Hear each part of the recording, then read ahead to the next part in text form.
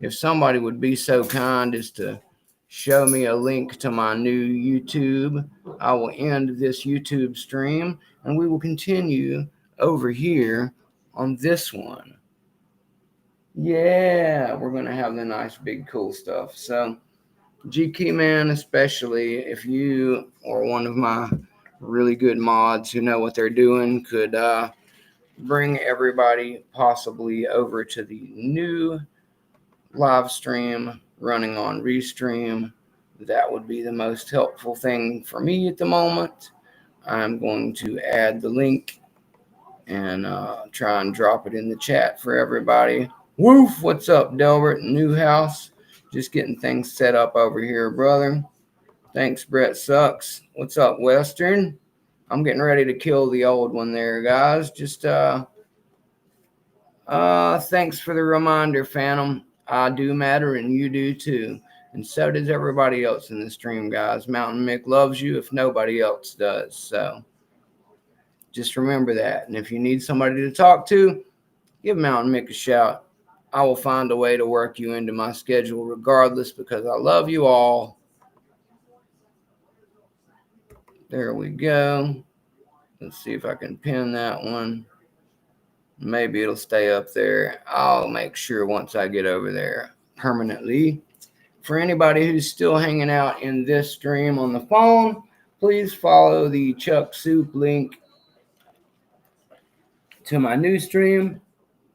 It is in Restream. Sadly, I will be ending this current YouTube stream so that we can all hang out in the proper place. So thank you for the 19 likes that we got here. Please remember to like when you get over here. Sorry for kind of doubling up. I know that's not the usual way. You can keep them if it's that big a deal. I just wanted to get everybody swapped over.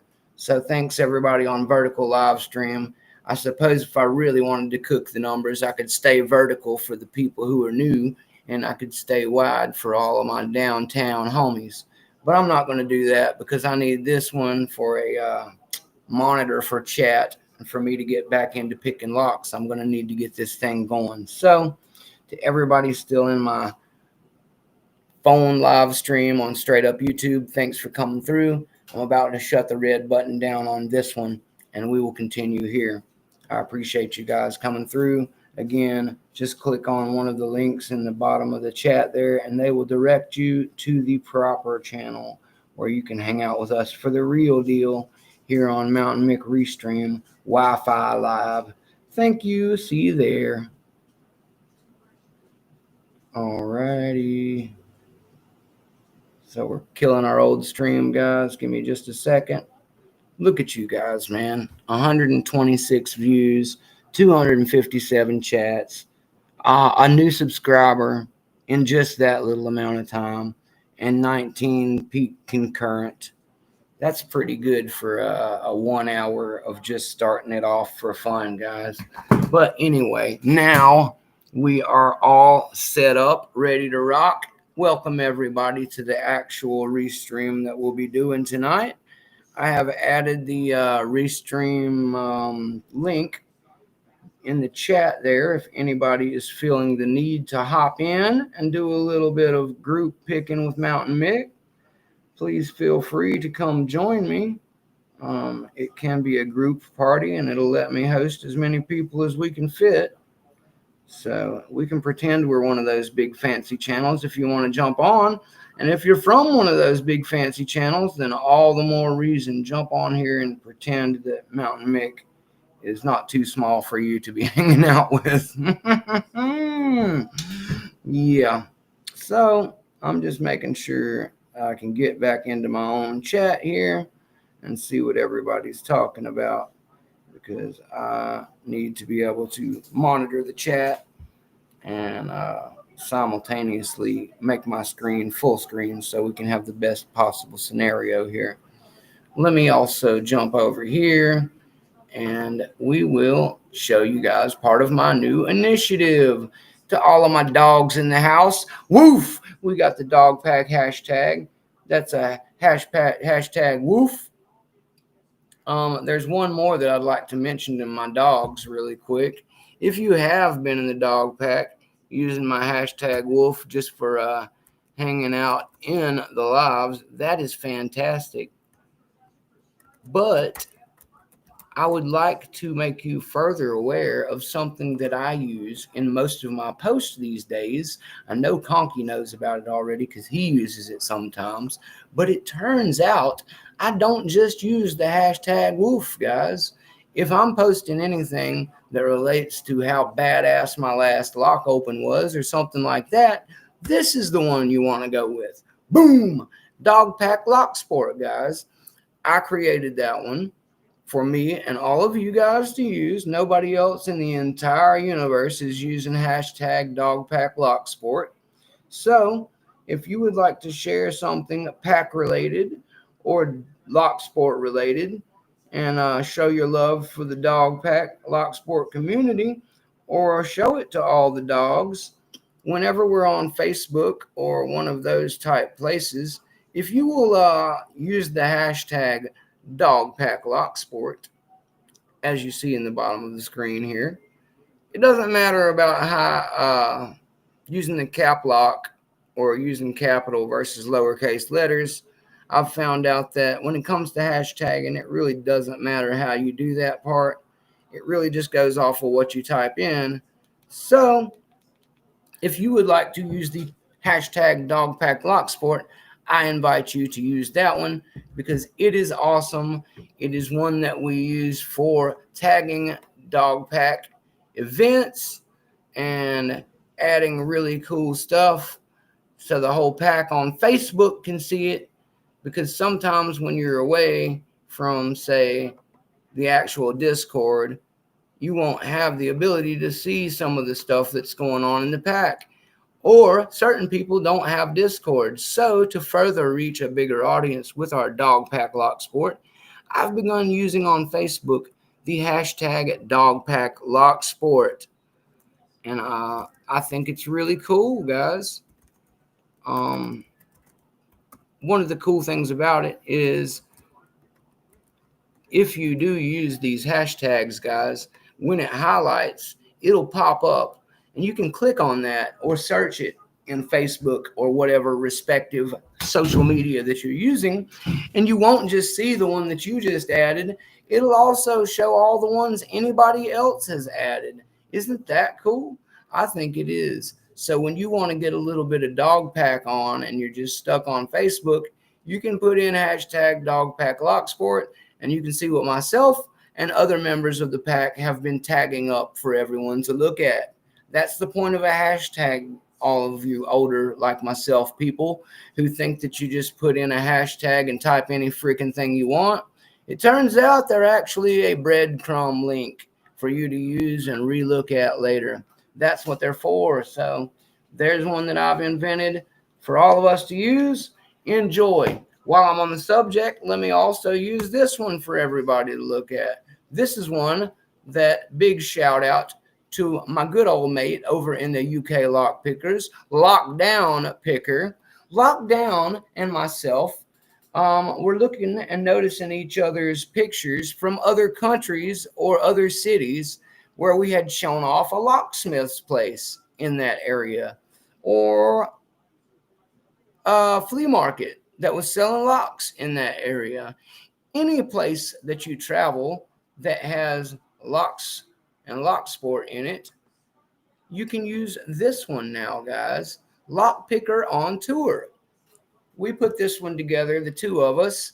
It's originally his, but I thought it was such a great idea because after seeing another big shout out here, Sandman did a video. Big thanks to Sandman. He did a video where he was showing off different lock smithing shops in Bogota, Colombia. Now that is like a lock abroad type thing, guys. And Lockdown is from the UK. He was actually touring Germany when he shared the photos that I'm talking about. So I continued to have this idea about having lock sport abroad and showing off locks from all over the world for each other. And so this hashtag is for that, guys. If you will use Lock Picker on Tour, you can show off pictures of weird locks and locksmith shops from around the world, and we can all get a look at them. I think that's really awesome. It's really fun. And I encourage everyone to jump on and use Lockpicker on Tour to tag up some more fun next time that you go on a vacation or just find yourself for any reason, business or what have you, in another area away from your home, to share with everyone the cool locks that you come across in the area. I don't care if they're in use, guys. That's not really my concern. What you do with your camera and locks in the wild is between you, the owner of those locks, and God. Beyond that, I have no affiliation with what's going on there, and I'm happy to look at it and have you share it. So that's between you and God, like I said. Let me see what you guys are saying, and I will continue to get things going here. Alrighty. We got Conky. What's up, Conky? Allison, hello, welcome. I'm glad to see another female in the chat today. You can keep Marissa company. Dirty D is also in here. What's up, Dirty Diana? Make sure you keep our ladies very nice and comfortable. You can still be the dirty girl if you want. I'm sure they won't mind. Jelly Bean, I believe that is also a female from the last chat we had with each other. I'm glad to see some ladies are ranking it up in lock sport, guys. And Angela, hello also. I just want to say that while we have all these ladies here in lock sport, I wanted to address something again that I was just preparing to talk about. Me and my good friend Mr. Happy, big shout out to Mr. Happy. Mr. Happy. Me and Mr. Happy recently came upon the idea, which reminds me, I got to get Mr. Happy over here if he's not here already. Mr. Happy and I had an idea recently, guys, and that idea was one for having our own hashtag yet again. Only we went further than that.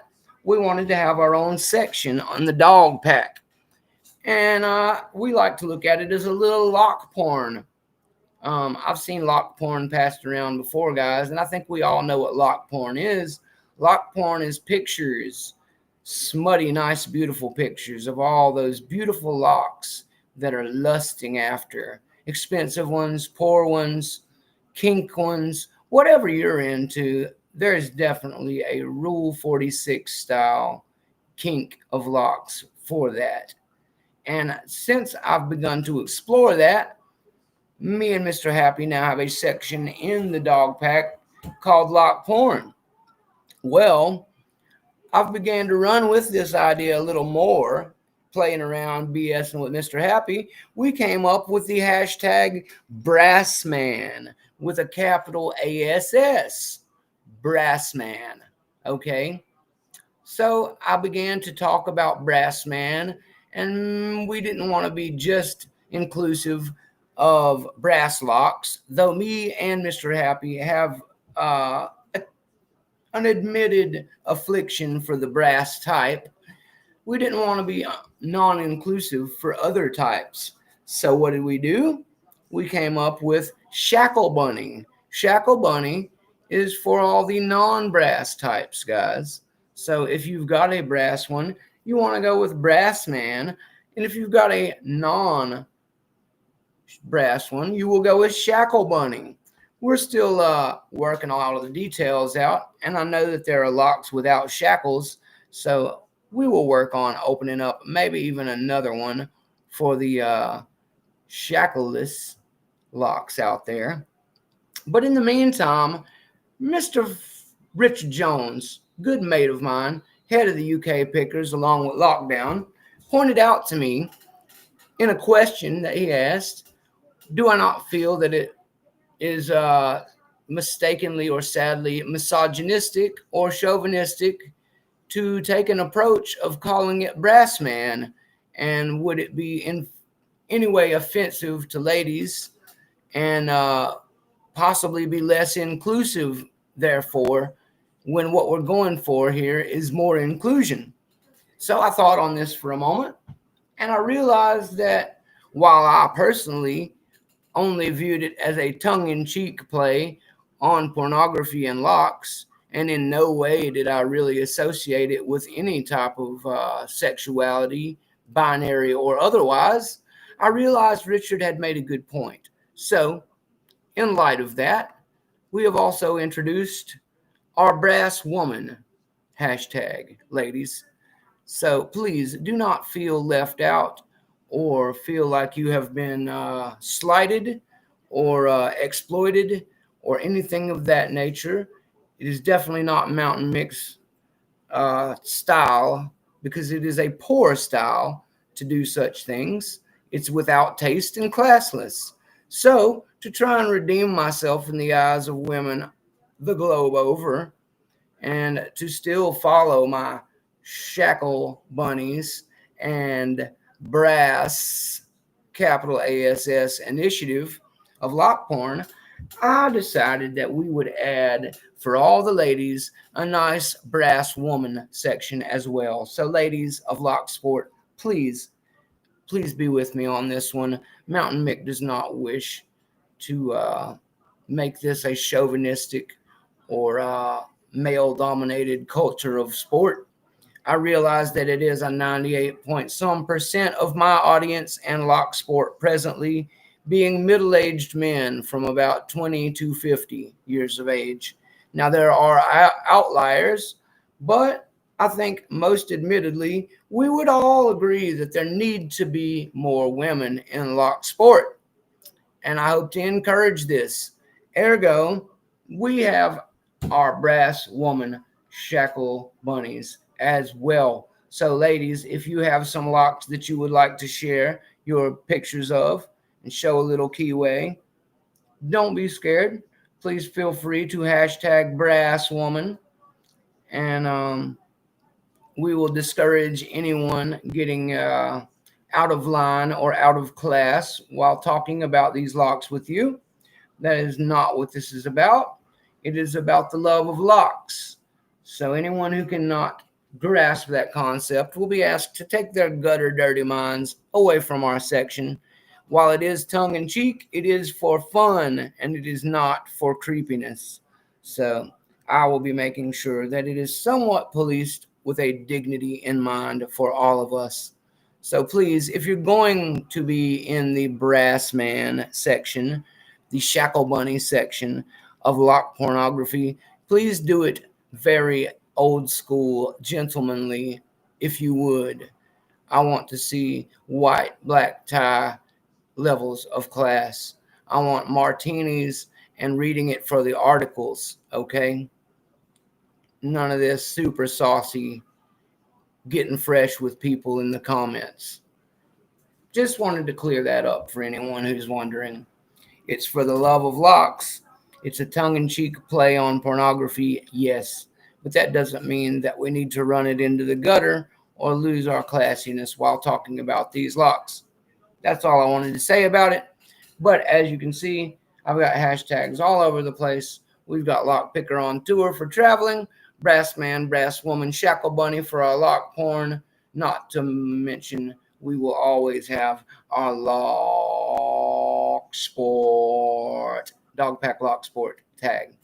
So feel free to jump on all of those. Use them all you want. Mountain Mick will go through the pictures as much as possible. And while talking about it, I would like to mention that I'm going to start picking now. And I will tell you, we are going to be awarding, me and Mr. Happy, for now, until we expand the selection committee, we're going to be awarding a Shackle Bunny of the Week, a Brass of the Week picture. So submit your pictures. Either most happily would be going to the Dog Pack. Go to the Dog Pack, go to the lock porn section, and that would be the best place to put your pictures and hashtag them up, especially if you want to submit them for approval and for being eligible to be the Brass Man or Brass Woman Brass of the Week. And we will award our Brass of the Week and we will also award our Shackle Bunny of the week. Why would we do this? I'm glad you asked. Because we will continue to keep track of all of our weekly winners. Our weekly winners will be entered into a big conglomerate where myself and Mr. Happy will have all of you vote on winners out of the weekly ones. And then we will make a calendar. We will have a monthly winner. And the monthly winners will be used to form a calendar, guys. We're going to make some really cool calendars in the future in full color and all that good stuff for Lock Sport, for the good of the community. And basically, whenever we contact you to get you to let us use the picture for the calendar, we will need you to have a release signed. Rockout actually was talking about doing this with one of his photos from fishing recently, which is what gave me the idea. So shout out to Rockout with your lockout, because this is where I pulled the idea from. He took a picture of a native trout. Some guy wanted a copy of his picture so he could use it in a calendar or a book. It was a book. But he used it in the book, and he sent Rockout a signed copy of the book for releasing the picture. And I thought to myself, man, that's cool. Let's do that with locks. Only this is how we're going to do it. Mountain Mick and Mr. Happy are going to make a continual review of the pictures submitted. We will award Shackle Bunny and Brass of the Week, and we will end up making separate calendars for the Brass Man and Woman and for the Shackle Bunnies. And we will give as a contribution to those who contributed and an award for the win. When you sign us the release for the picture photo being used in said calendar, we'll make sure that you get a free copy of the calendar your photo is pictured in. I hope you guys like that idea. Let me know in the comments what you think. If you've got any other ideas, I got to grab a couple things really quick and I will get to picking. But talk amongst yourselves about the Shackle Bunny and Brass Man, Brass Woman initiative. Thank you.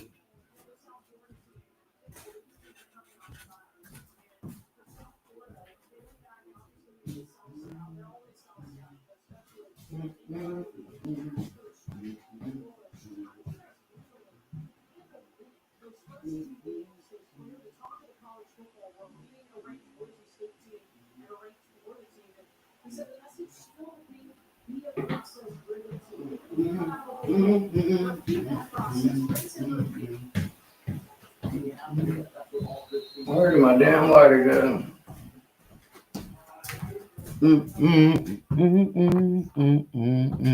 Oops. Got the ashtray. That won't work at all.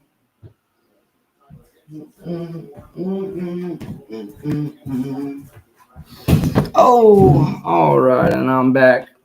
Let's see what everybody's talking about. Let's get things going here. Man, I hope my lighter is nearby. Let's see. Behind the chair? Nothing behind the chair. I was actually looking for something, Western Mass. All of us don't have big comfy desks to sit at. Some of us have to wander around. And it's just one of those things, brother. Sometimes we've got to flex and move our legs, and sometimes we're looking for something, and sometimes we're just BSing around. I don't know what to tell you, my guy. Why's everybody always got questions about every move I make, man? Why this, Mick? Why that, Mick? Why the teeth, Mick? Why aren't you right in front of the camera 24/7, Mick? Why don't you send us free stuff every day, Mick? Always something with you guys. Let me get a light, then. I don't know where the hell mine's at.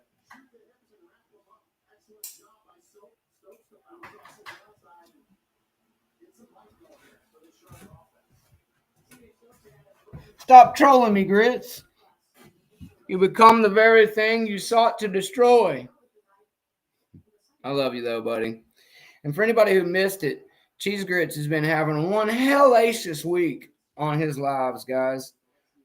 Cheese Grits has opened multiple dimple locks recently, guys. And last night's live, he opened a canard, if I'm not mistaken. And it was his first purple belt, guys. He did his first purple belt open on a dimple live in real life and living color. So a big shout out to my boy Cheese Grits NyQuil. Yeah, buddy. He shut that shit down. Let's see. Nola says, so for the calendar, can I pose with my bearskin rug? Absolutely, Nola. Actually, in the lock porn area, I encouraged everybody to use their imaginations and whatever other props they would like to add in the videos, because it is fall. If you would like to add some leaves and some pumpkin pies and whatever the hell else you want to sprinkle in to make it look, fallish in your photo, then go right ahead, man. I'm all for it. You can do seasonal photos and all that good stuff. So let me move the dog pack woof and the dog pack locks for it. I think we've all got the idea that the pack is here. And yeah, you're more than encouraged to use whatever stuff that you want to, and get yourself all riled up and kinky for the shackle bunny.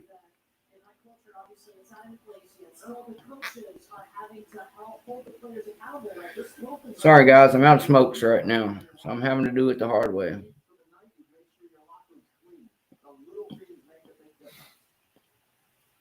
Oh, whatever. Set up for failure. Poverty's a mofo. Anyway, I do have some nicotine pouches. That'll last for now. I'm a little annoyed, but moving on. I should have stopped and got some cigarettes. I was in a hurry to get home and pick for all of you, so I didn't stop. Anyway, let's see what we got here. Yes, the DeGuard interactive clone. I would love to get one of those. Noah says that he'll have on his leopard print thong. Are you in the pack? I don't know, Brad. Are you in the pack? If you're on Discord and you've joined the dog pack, then you are. If you have not, then you are, but you're an outlier that needs to get in there with the pack, my guy. Anybody who supports the pack is in the pack, but you need to join the pack if you want to get all the benefits of being a pack member. And it is free. It doesn't cost anything. So by all means, get your Discord fired up on whatever computer box that you like, and you can join us in the pack. Come have a good time with everybody else there. Jimmy Longs is in the dog pack. Lots of high-level pickers and other pick companies are in the dog pack. We recently added CMFXA to the dog pack. I think I pronounced that one right. Maybe it's CMXFA. I'm bad with that one, guys. But either way, the Dimple King, the king of selling you dimple locks, CMF or CMX, is over there with us now. And the professor also tells me that as the most recent addition, he somehow has convinced the fine people at Lock Pickers Bench to join the pack. Yay! That's a big one for me, guys, because that's where these beautiful mokes came from. This moke workshop does not come easy or cheap, guys. And I think the professor got me the last Gold Digger set in America from those guys, and they were really great. They did a really good job filling his order. They were worried about running out of black handles, and they hooked me up with the lime green ones to fill the order. Turns out that's the ones I wanted anyway, so they really made Mick super happy by doing that. And live is not on Discord. That is true. I don't have a Discord, Jelly Bean. The dog pack is somewhat my Discord, but it is not owned by me solely. I am more of a spokesman / enjoyer of the dog pack. I was there for its conception, and I have helped bring it along I'm a major supporter, but it is not Mountain Mick Discord, or it would be called Mountain Mick Discord.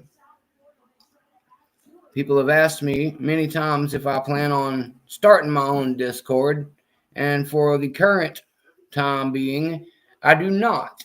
I do have, thanks to Swamp Picker, the domain name mountainmick.com, which I will be doing something with in the future, and I am excited about that.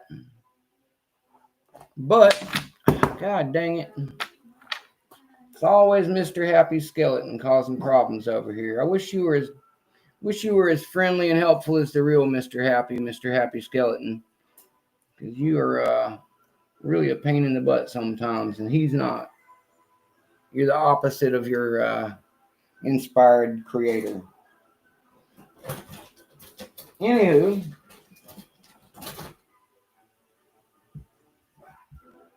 Jelly Bean, if one of the generous Discord mods wants to send you a link to the Discord, I'm sure they would enjoy having you. That is true. I am currently a little tied up, but I am okay with anybody dropping an invite to the chat there for anybody interested in joining our dog pack.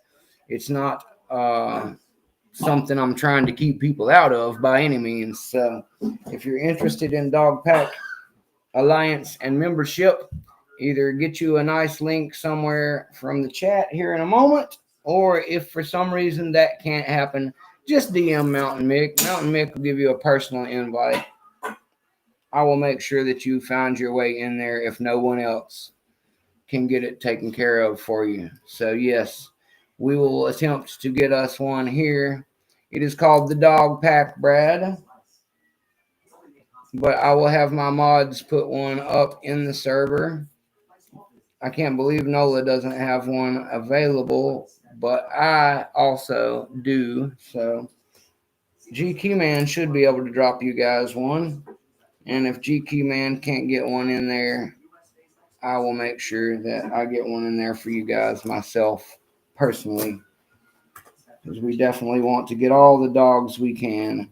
And if you guys are interested in joining the pack, that's all the more reason we should be making it happen. But yes, it is just called the Dog Pack. We do have a handful of good folk in there, from makers to black belt pickers and experts, real locksmiths, people of all walks of life, all nationalities.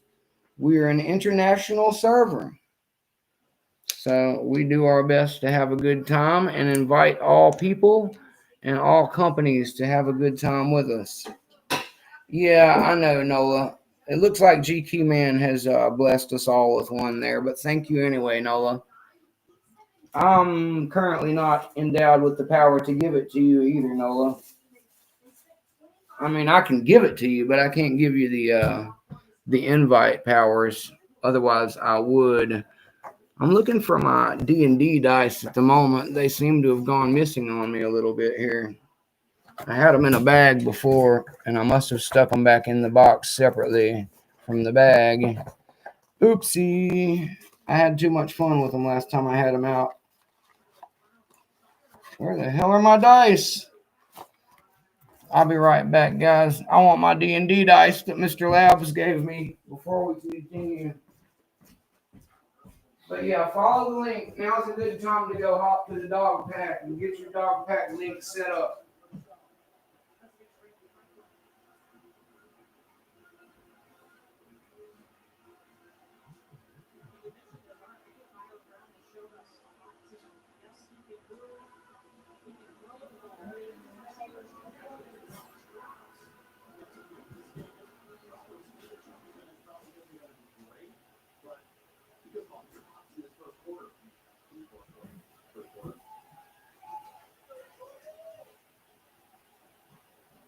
All right. There we go.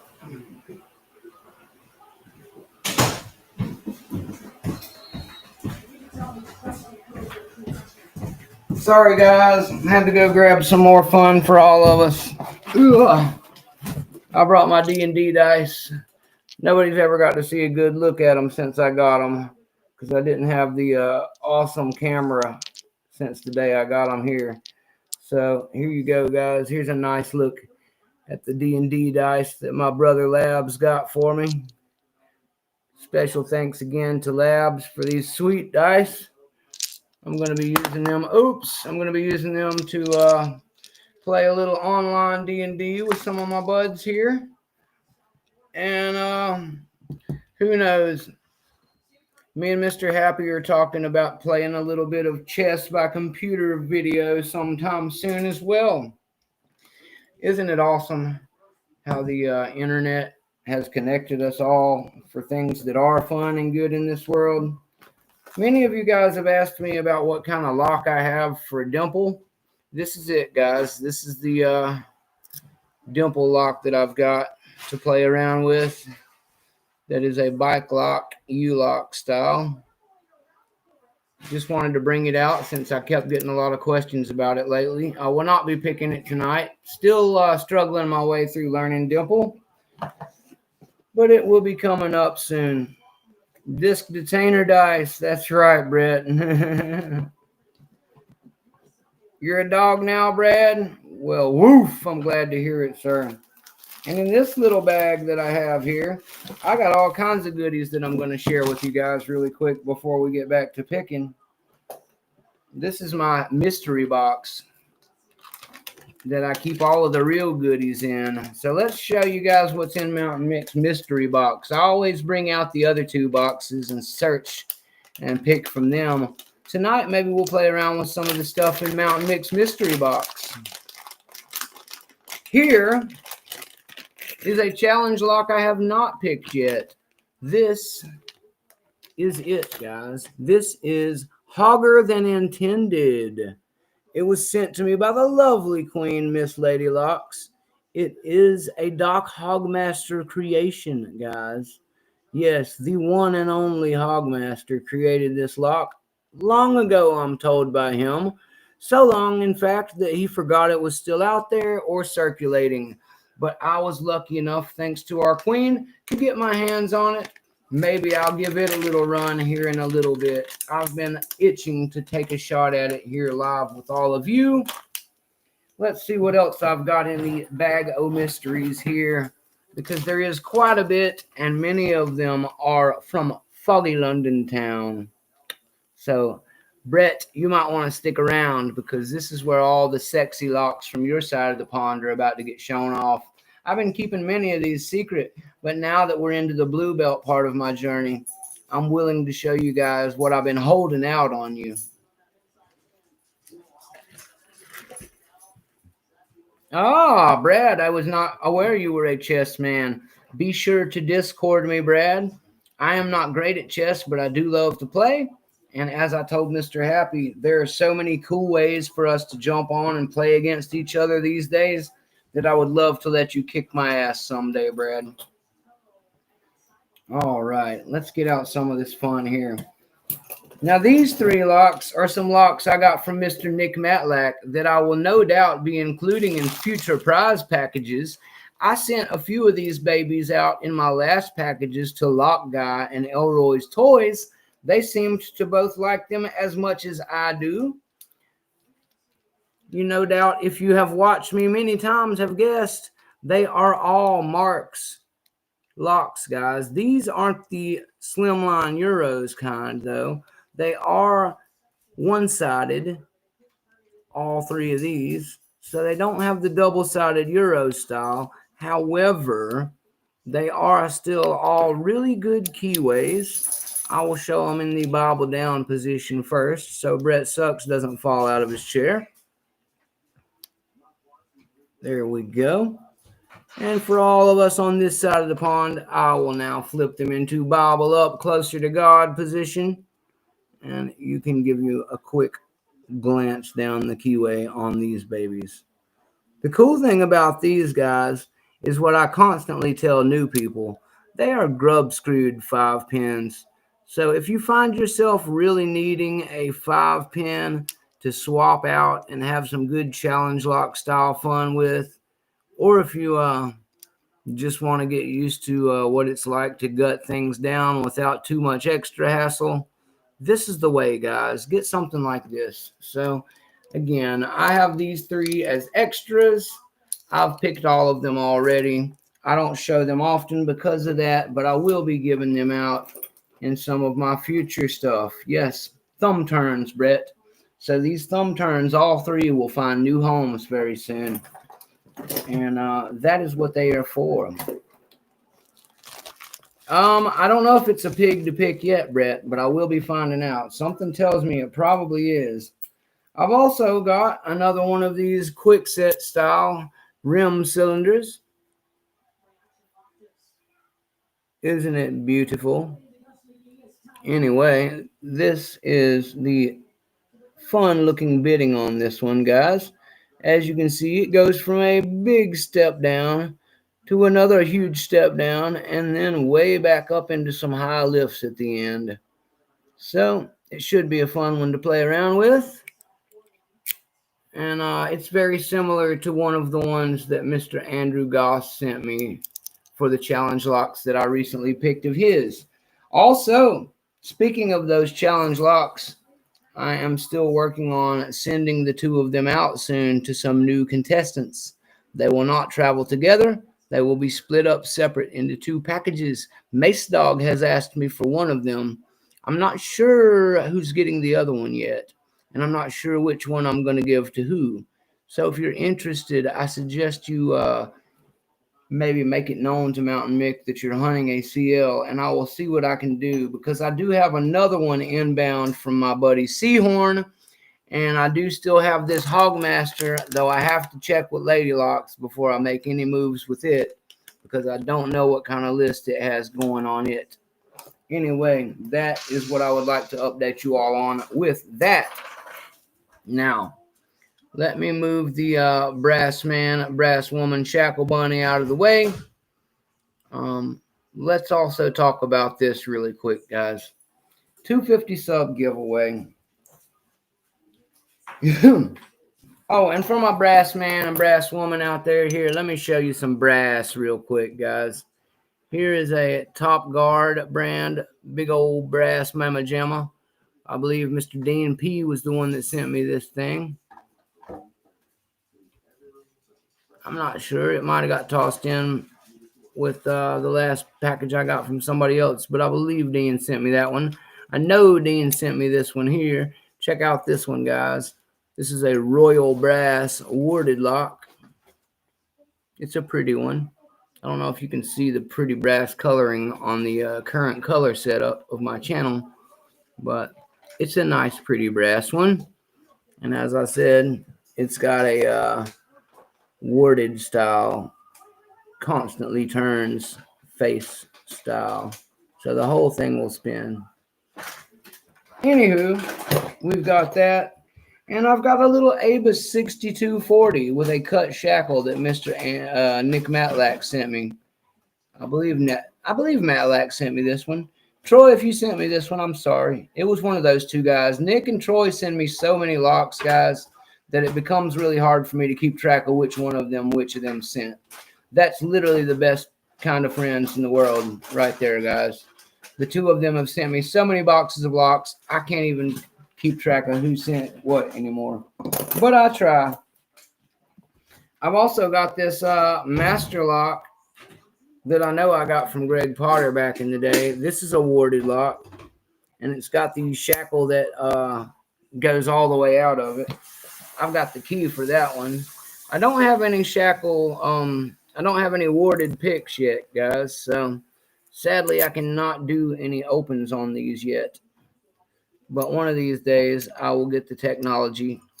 We will have the technology, and we will play around with them. When the day comes, I'm going to send one of those 2 locks away to a friend, because he said that he had no warded locks to play with, and he's got the covert stuff. So I would like to send it to him just so he has something to pop and play around with. Yeah, someone's got to have the skills. That's right, Marissa. Chess game lacking, yeah. Very nice. Yes, Greyhound, it is very nice. I've got some really nice stuff to keep showing you guys too. Check out this one. What do you think of this one, Brett? This one doesn't have a stamp on it, guys, but it has been hacked off of something. It is a 5-pin, and it is very Yale looking, possibly one of those CMBs or whatever. I've got a couple of the ones I'm talking about. I'll show you in just a moment. But this one looks like a fun pick. I haven't given it a shot yet. I've got a ton of these Euros I haven't showed you guys yet. I've been saving them. And in light of that, I would also like to really quickly thank somebody. Let me jam it into my ticker thing here really quick. And it relates to what I'm talking about right now. So we'll go ahead and jam it on in here.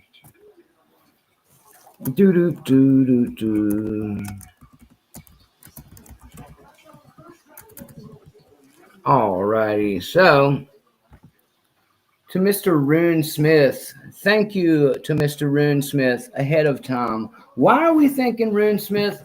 I'll tell you why, guys. Because I got a little message today from Mr. Rune Smith first thing this morning, and it made my entire day. Guess what? The big old list at the old Rune Smith pick castle domain in his lab has finally rolled its way around to Mountain Mick's name. That's right. After around a month and a half of patiently waiting, because I know the man is going to take his time, and I don't care how long it takes. I want to let the chef cook his masterpiece. But I've finally made it onto the list to where I am the active one he's working on now, guys. So thank you to Rune Smith for having Mountain Mick in his design lab right now. I talked to him this morning to update him on a few things so we could get some rough sketches going on what he's going to make for me. And because of the nature of where I have evolved to and what I have in my set versus what I don't have in my set these days, I have Rune now commissioned to make me more of a totally different from what I originally designed in mind, guys. Not completely different, but different. Originally, I was going to have him make me a flat hook around a medium size. I was going to have him make me a half diamond, and I was going to have him make me a worm rake. Well, I'm still going to have him make me a worm rake because it's one of his custom designs, and I'd love to try it out. And it's a hybrid thing. So he will make me one of those, and it's somewhat going to be separate from the 2 set that he's making me. He is going to make me that with a Halloween spidery design on it because my wife loves that. She saw the one that he made with the spider on it and was like, oh my God. So I'm going to have to ask him to do that with the worm rake. However, for the other 2 that I'm having him make for me, I've decided to have him use naturally a Celtic rune type of thing because Mountain Mick loves Celtic runes. So he will use Celtic rune type stuff to make one that says my real name, which is Craig, and one that says my lovely wife's name, Ash. And I will have a pair of Craig and Ash pick. And Mr. Rune is hoping to find some ash wood to really round out the concept. Therefore, I'm even less inclined to rush him because I love that idea and I hope he can accomplish it. At any rate, I initially had set out to have him make me something that was basically a flat with an extra thick shank and would do a good job bullying locks. But as you see, I already have a M1ck Gold Digger that basically fits that exact, design. And I love them, but I don't want them to be in competition with my rune picks whenever it comes time to use them. So, being as I have those, And I have a Reaper set, which are also a really great set of flat hooks. And being as I talked recently to Mr. Brett Sucks while picking these Yales over here, I've been down picking a lot lately, guys, trying to get better at down picking on these English style Euro locks. And I thunk to myself, all these flats that I like and use, and gem hooks from my Jimmy Longs that I like and use, make me a big user of flat and gems. But what I don't have much of in my set yet that are good are something like that, but with a thinner shank and with a pointier tip, like a round hook. So after a little deliberation in myself and talking to Mr. Rune about what we could actually evolve my picking style towards in the future, I decided that to fill out my set better and to better match what I hope to use his picks for, I would like basically the RuneSmith picks that I get from him to fill a hole in my set that does not currently exist. I want to have something slimmer and more European geared so that when I go after one of these Yales, I have something really delicate and round to work my way down in there with, and with a nice skinny shank. Because now that I've learned a little more, I can be soft enough to not bend them, but I'm going to need something that'll fit down in those paracentric keyways and whatnot. So all the locks that I'm getting ready to show you are ones that I will be looking forward to using those type of profiles on. And yes, myself too, Greyhound. I can't wait to see the Hellhounds that he's finishing up on.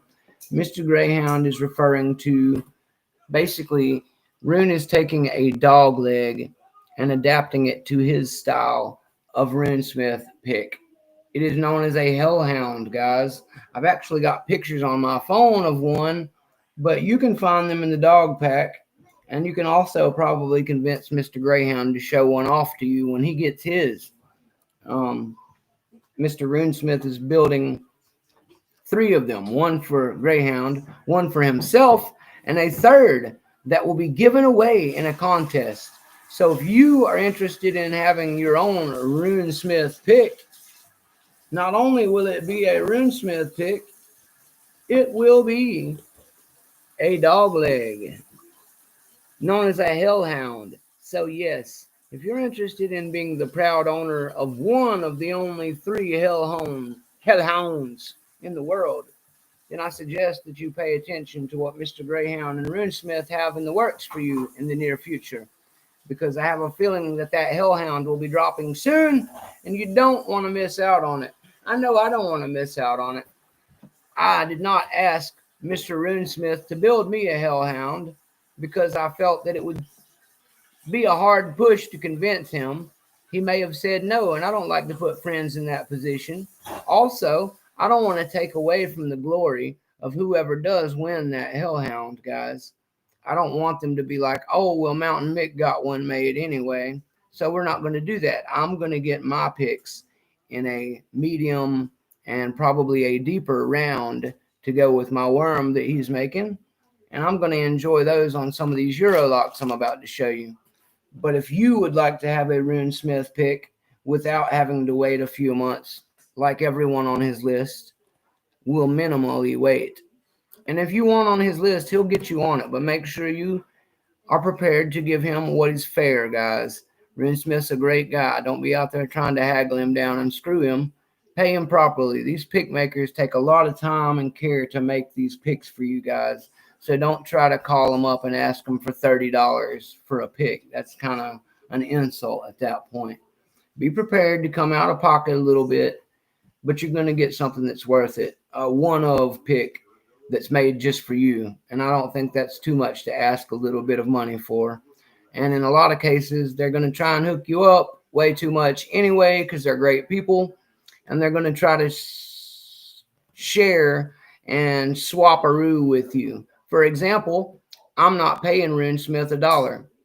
What I am doing is giving him 2 locks that I know he really wants. One of them is going to be a 98 Pro, just to let him know that he has been paid duly for his time and whatnot.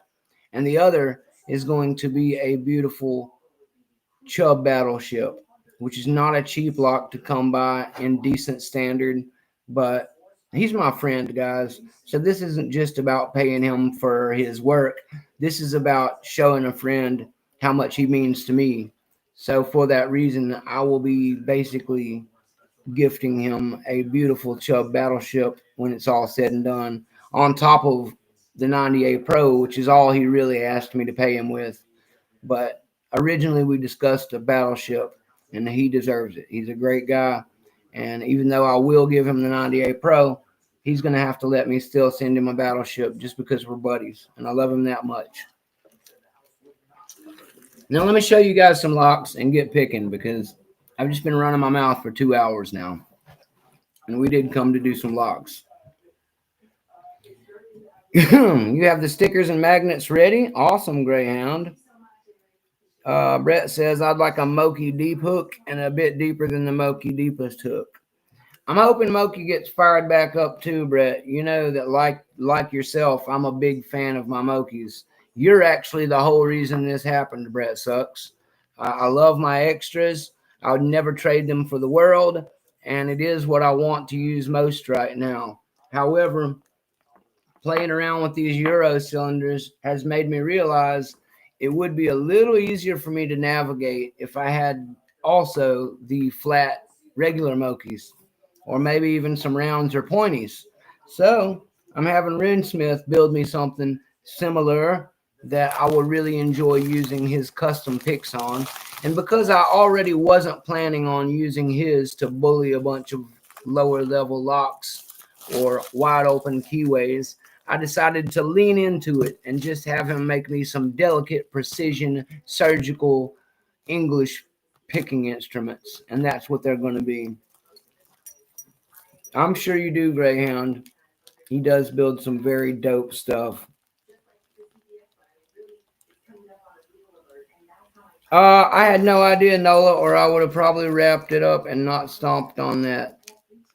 See, this is why you guys got to let Mountain Mick know. I try not to step on other people's lives, but I'm already in mid-swing here, so I'm not going to be leaving for just this moment. Sorry. I've already got a couple of other people coming on soon. I would definitely like to come check that out, but I've also got Labs and Broke coming up before long, and I don't want to miss that either, and I'm still trying to get all my shit done. Anyway, thanks for letting me know. I support everybody involved, and she was cool enough to stop by here earlier. So definitely somebody drop a link for that one. I don't mind if anybody wants to double watch or jump over that and come back and watch what I did later. Doesn't hurt my feelings, guys. It's all good. I'm not keen on the pointies either, Brett. I do think I need to get better with the rounds, though, because the flats are not always going to fit. So I need to find another way to get my round on. So I've got another one of these Defiant rim cylinders here. I didn't even know I had that one. But they make really aggressive biddings on these Defiants. It's a shame that the tolerances are so sloppy on them, because with those really aggressive biddings, they would probably be a really, really safe lock if it weren't for that. I don't know why American companies are guilty of all doing that, guys. They make some of the best bidding or some of the most secure security stuff, and then they screw around and put it in something that's so loose that you could use anything to open it. Kind of like a wafer lock, like one of these cabinet locks. This is another one I wanted to pull out and show you guys. You've seen me open it before. It's just a Chicago cabinet wafer lock. Like every other one in any cabinet in America, these things jiggle open with very little to no effort if you put the right rake or something in there. Not really a formidable opponent. All right, let's get in here to the stuff that's going to make Brett Sucks happy.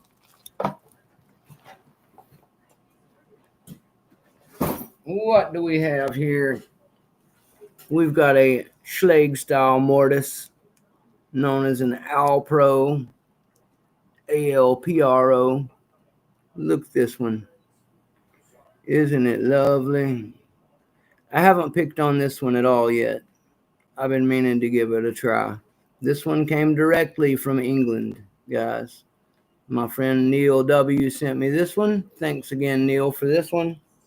I'm looking forward to trying that one out. What's up, Brad? Welcome back. I've also got this one here, an LSDA. Check out this LSDA amortis cylinder, guys. Interesting, paracentric in its way. And here's the key. Some really interesting bitting on this Mama Jamma. Look at that bad boy. Step down, step back up, step back down, step back up. It's a real wavy snake of a bitting. That one should be really interesting to play around with. The only problem is they made them all so close to each other. I think a fair little raking will probably make this one not too big a task. Just because they should have put at least one deep cut in there. Now let's see what else we've got in here to show off. All spools, this one says. These must be challenge lock style locks here. I didn't realize he had them put together like that. Ooh, and look at these. What do you think, Brett? Besides the fact I have them upside down. Sorry. What do you think about these, Brett? Look at that big, deep, jagged cutover on this one with the symbol on it. Doesn't that look wicked? I'm never going to get a regular pick in that thing. But these are a couple that were sent over by my friend. I believe Troy sent these over. It looks like it's been on LSD. Yes, it does. That is a super paracentric looking one there. Let's see what else we've got in here. Here's an interesting little one with a black keyway. Never seen anything like that before. But it is black. It's not brass and tainted. It's like a weird black color. It almost feels, I don't even know how to describe it, guys, but it feels different. It's like coated or anodized or something. It's definitely interesting, something new to me. And it's got a super deep paracentric jagged keyway on it as well. So that one should be fun to play around with. And let's see what else we got here. The fun doesn't end there. You like those? You've got a couple, Brett Sucks? Cool. Here's another run-of-the-mill quick set rim cylinder. This one's an actual quick set. I haven't tried it out yet. Something tells me I can probably get this one without too much, but we will give it a try one of these times. And let's see what else we got here. Yes, I totally agree with you, GK. I will be sure to find out on a few of these what happens, what's going on inside before I gut them. And I also will do my best to shim all of them as usual. We will shim everything. And hopefully I will not lose any slider pieces or anything crazy like that. I will look into them before getting too ridiculous with them. And here's one that I need to salvage. I just noticed, guys. It's a Mila, but this one's actually got a key broke off inside it. Good news is, when I first got this Mila, here's the other key. When I first got this Mila from my friend Neil, I did not have any key extractors, but now I do. So maybe we can salvage this bad boy, and I will hack it off and send half of it away to somebody. That is the plan. I know that somebody out there like Brett Sucks would love to play around with the other half of this Mila. Isn't that right, Brett Sucks? Wouldn't you love to play around with the other half of this Mila, Brett? Something tells me you would. Let me know in the comments, Brett. Maybe we can get you sawed in half and sent over for you to play around with for your pleasure, sir. Let me know what you think about that. And maybe on the right day, I will play around a little bit and get this piece back out of here. I know I can knock it through from the back, especially once I chop it in half. That's what I've heard, Brett Sucks. Thank you for informing us in the audience here. That's one of the many reasons I like keeping you around, sir, because you're a very knowledgeable fellow when it comes to what's actually in a lock. And I respect that. This is what I like messing with, locks and whatnot. So having a friend who actually knows what the hell he's talking about comes in handy, as one would guess. So thanks, Brett, for being my friend and helping me figuring some of this craziness out when I don't know about it. But yes, I will no doubt free this little piece of key from inside the lock when I have a little more time to play around with it and you guys aren't here with me for every moment of it. Now let's look at the last few that I have laying around, and I'll continue on with maybe picking something before we get the hell out of here. I've genuinely already wasted about 2 hours of time just talking and showing locks, but hey, it can't always be lock picking glory. I just wanted to hang out with you guys. Let's see what we got here. This is one of the ones I was talking about, Brett. This one's got that A ampersand with a 1 around it. Look, you see what I mean? See the little A symbol with the 1 on it? I looked that up, and it is a company that makes locks. But anyway, look at how jagged that paracentric keyway is, guys. That one is going to be fun. Sorry I'm shaking so much. Whoops. But anyway, yeah. That's a pretty wild looking one, guys. This is another one of my ones from Neil. Neil sent me some really awesome locks straight over from foggy London, England area. He's actually not in London anymore, but he is still in England. He also sent me this beautiful Asa, guys. Look at this Asa. This might be one of the nicest fancy locks I own. I have yet to pick on it, but just the name alone on it makes me excited about what's going on in there.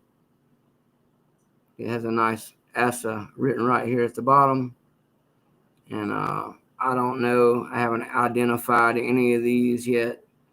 But now that I have G Keyman and Brett Sucks both on my team, I think it may be easier for me to get some answers on what some of these fancy locks are. But as said before, this one is a chopped in half one that came straight from old England. Yeah, these actually, I've been hiding, GQ, man. They aren't new to me. I've actually been hiding them in my room for about a month while I got back up to blue.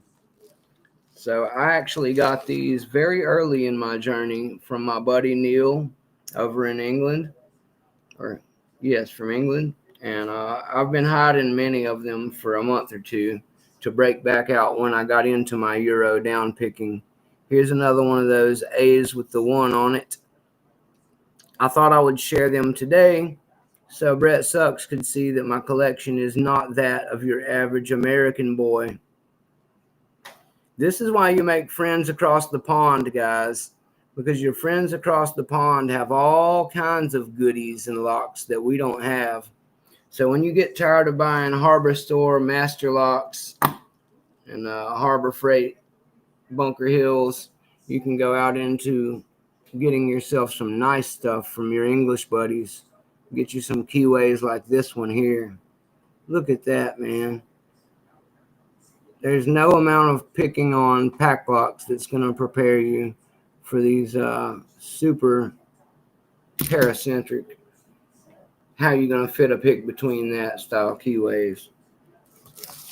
Yes, I agree, Brett. That one does have a beautiful keyway. I told you I'd break out the lock porn for you today, sir, and I am here to deliver. There's my Asa again for anybody who missed it. I just really love this one because it says Asa. It's the only one I know I have for sure. Alrighty.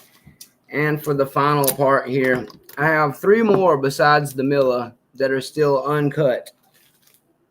I have promised a few people to send them the halves already, And in the future, I will obtain some more and dole them out to my good friends who are good pickers and deserve to touch the finest of all over the world locks.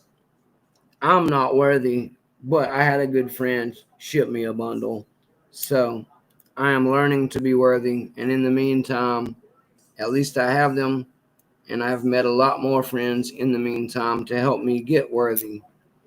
Here we have a JMA double-sided Euro, guys. Look at that mean little keyway. Naturally, she looks the same on both sides. And this one is a classic brass model for my brass man out there. Ooh-wee.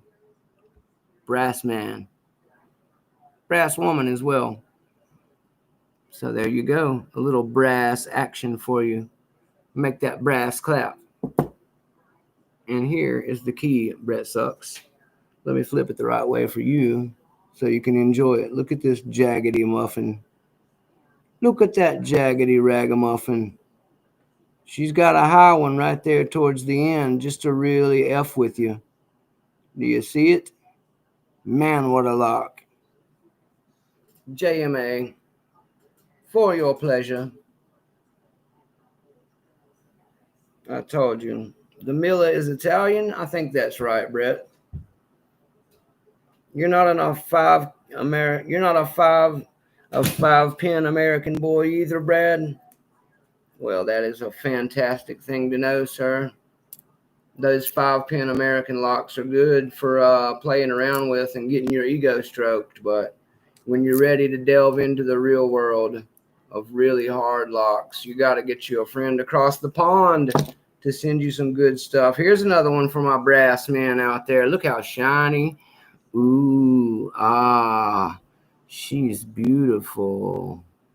My God, that's beautiful brass. Look at that brass, gentlemen. Look at the brass on that one. Woo! Look at the brass on that one. Nice double bump paracentric. This one is a Mila. Again. Another beautiful Mila for you, Brett Sucks. Are you liking it? Are you digging it, Brett Sucks? You getting a little English chub? Little English chub lock? A little brass man action for you today, sir. Oh, yeah. Mountain Mick appreciates all levels of the finer things. So I just wanted to share a little bit of brass man action with you today since we've been talking about it. Anywho, this is a brass man Milla. And I will be trying to break this out and get into it before one of these long days is over with. And this one appears to be 6 or maybe even 7 pin. Let's see. 1, 2, 3, 4, 5, 6, 7. Yep, she's a 7-pinner. A 7-pin brass man. Woo! That's going to be a whole lot of double trouble. The day I can open this will be a fine day, gentlemen. Yeah, I thought you might be, Brett. We got some real lock porn going here, sir. I got one more for you before you blow it all. Let me show you the last. This is the last one for you, Brett. So if you're going to peek, do it now. This one is a little brassy too for you. Ooh, she's got a 5-pinner each side. This is a MK2. Ooh, yes it is. It's a WMS MK2. Check it out. How do you like them apples? WMS. We meant sexy. And let's show you the keyway on this one so you can really enjoy it. Brett Sucks. Ba-doom-doom-doom. And flipped over for your pleasure. 1, 2, 3, 4, 5, 6.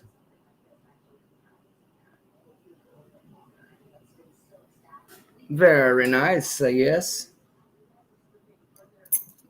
Try it now, says Conky. You want to see me fail hard today, don't you, Conky? I haven't even picked a lock yet. This was just for the brass men and brass women in the audience to get their pulses going. I wanted to make sure that while I was pumping up Brass Man and Shackle Bunny, that everybody knew what kind of seriousness I meant and how many sexy locks we would be having. Lock Sport Click. It's okay, brother. I'm always happy to see another Tar Heel picker in the house. Lock Sport Click. Thanks for coming by. Appreciate your support from day one, brother. You keep those pianos tuned and get them kids some band instruments. You're the man. I appreciate the initiative that you do out there. It's a beautiful thing. Beautiful, beautiful thing.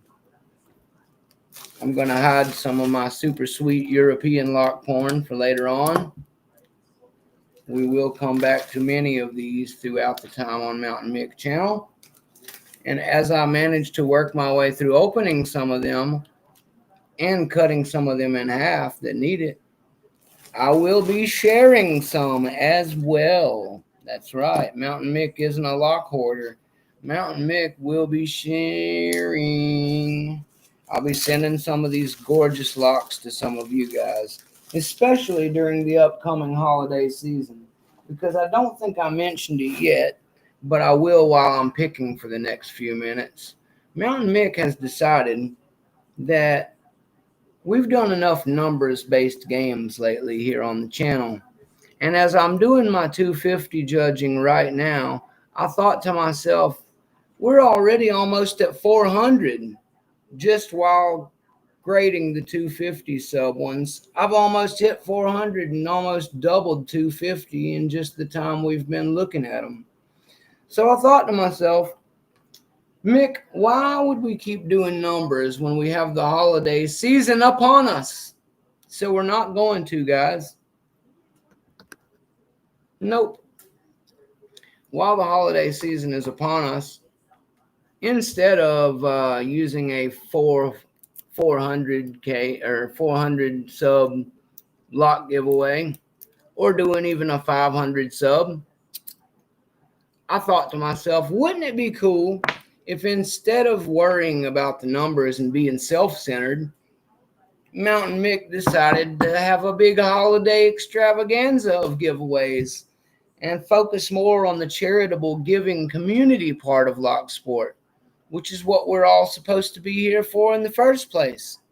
So, in light of that thought and idea, I have decided there will not be a 400 sub giveaway coming up after the 250.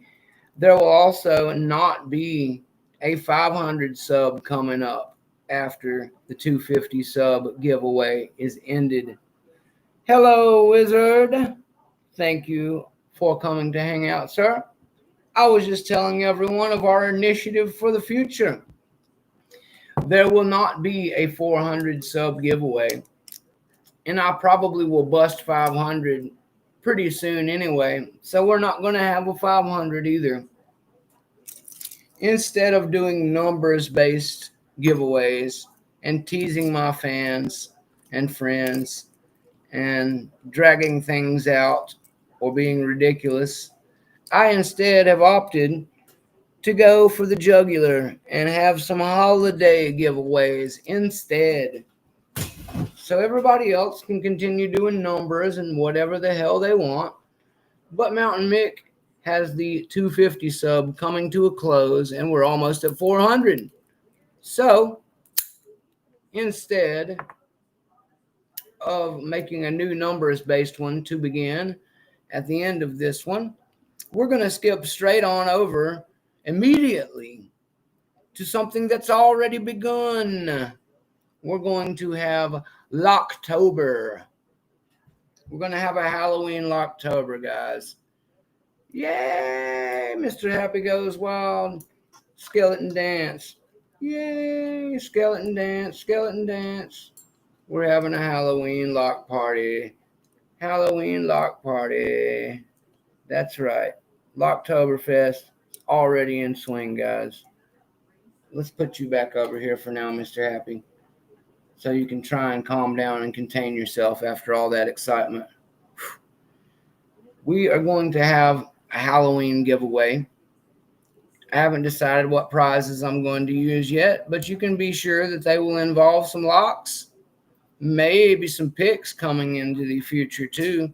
I feel that my first two have locks in them, so maybe it's time we sprinkle in a little bit of picks, pick holders. Who knows? All I do know for sure is I will let you know soon as I have decided here in the next couple days. Maybe I'll make the announcement during the prize wheel spin on the 5th Sunday. However, what I mean to say is, let's have a big Halloween contest prize giveaway, guys. So Mountain Mick can do something cool for the holiday. And since it's my favorite and Mrs. Mick's favorite holiday, we will try to make it as spooky and candy filled as possible. And maybe we'll incorporate some scary movie vibes into it as well, the best way I can find possible. So we will come up with a contest that will start any day now when I get it announced. It will be a video contest as usual. And maybe I'll have you pick in your Halloween mask or Halloween costume. And I think that's the gist of what I'm going for here. I want you to show off whatever your favorite Halloween candy is. Make sure that you have your mask or costume on for the picking in your video. And then we'll keep it fun, guys. I won't even make it a certain kind of lock. Okay, I won't even make it a certain kind of lock. We'll just have a Halloween costume and favorite candy in the video. You can do a shout out to someone as usual, and I will have you record a video of you picking a lock, trick or treat style, eating your favorite candy with your Halloween costume on. So you'll eat your candy and tell everybody why it's your favorite. Wear your Halloween costume and pick a lock of any kind. Don't care what it is. We'll make it available to all people of all belt levels and whatnot. And I'll have everybody submit a video. We'll make a playlist, same way we always do. And we'll come up with a cool prize for awarding our winner with some cool Halloween giveaway swag. Maybe I will see if I can get a Sparrows slasher pick set at very least included in the prize pack. What do you think about that, guys? Let me know in the chat what you think about that, guys. So essentially, the outline of the ideas that I have involve picking in costume with a piece of your favorite Halloween candy. You're going to tell us about your favorite candy and pick a lock that you like while in costume. You'll make a video of it and submit it to Mountain Mick for Locktober Halloween extravaganza. And I guess we will use another wheel to determine the winner. Although I'm curious about making it a costume contest, I'd rather still keep it random so everyone has a chance instead of that type of thing. So maybe we'll do both. I've used a runner-up and a winner before. So maybe what we'll do is we'll pick whoever had the best costume, and whoever wins on the video will get another prize. But I will give some sort of prize. And most likely, I think what I will award is a slasher set of Sparrow's Halloween picks, not the terror picks. Mountain Mick channel has not grown quite big enough for me to give out the terror picks just yet. If I grow a little better between now and then, maybe I will enjoy and include that in the prize pack for one of them. We will see. But my loose idea right now, I will have it all figured out and announce the details for sure when we do this spin wheel on the 5th. If any of you like this idea and want to go ahead and put a video together and submit it, you've got the ideas already. I'm not going to change what the contest is. So that's all you need to know to do the contest. Wear your favorite Halloween costume or a Halloween costume while picking any lock. Show your favorite candy for Halloween and tell us why it's your favorite. And I will count that as your entry, guys. But obviously, due to the nature of it, there will be one entry per person. Um, no point in doing a bunch of extra entries on this one. The last one, it was cool because of the nature of the contest. For this one entry per person, guys. So you can put on whatever costume you want, put on, pick any lock you want in it, and have your favorite Halloween candy on standby. Explain to us why it's your favorite and eat a piece, and that will be your entry. And preferably give a shout out to somebody. I think that's what we're going to do for Locktober, you guys. I'll have some other ideas coming up soon because Mountain Mick has his birthday in November. So we will have a Mountain Mick's birthday giveaway. And then, naturally, in December, we will have Hanukkah, Kwanzaa, Christmas, all of the holiday favorites, birthdays of the baby Jesus, and other unrelated holidays for different various cultures. And I want to do something for that. So I'll have something figured out for that. We'll do some stocking stuffer. And I may even try to squeeze in a Happy New Year, New Year's Day giveaway. So that's my ideas, guys. But because we've been growing so rapidly and doing so well, I think we'll continue to do so. And instead of pushing the numbers and making it all about trying to get more numbers, the 11th, Hot Donnie, my birthday is 11/11, which is Veterans Day, the day after the Marine Corps birthday. It's the reason I've got this 11 tatted on my chest, homie. 11/11. That's why the ones are in Mountain Mick, because the two ones in Mountain Mick make an 11. So for all those who did not know that, you now know that. That's what the ones in Mountain Mick are for, guys. I didn't just think it was cute. I wanted to put my favorite number in my name. So that's what the 11 in Mountain Mick is for. 11/11 is my birthday. And I will kick off a contest on my birthday, November 11th, for the month of November. So be looking forward to Mountain Mick's birthday and the November contest.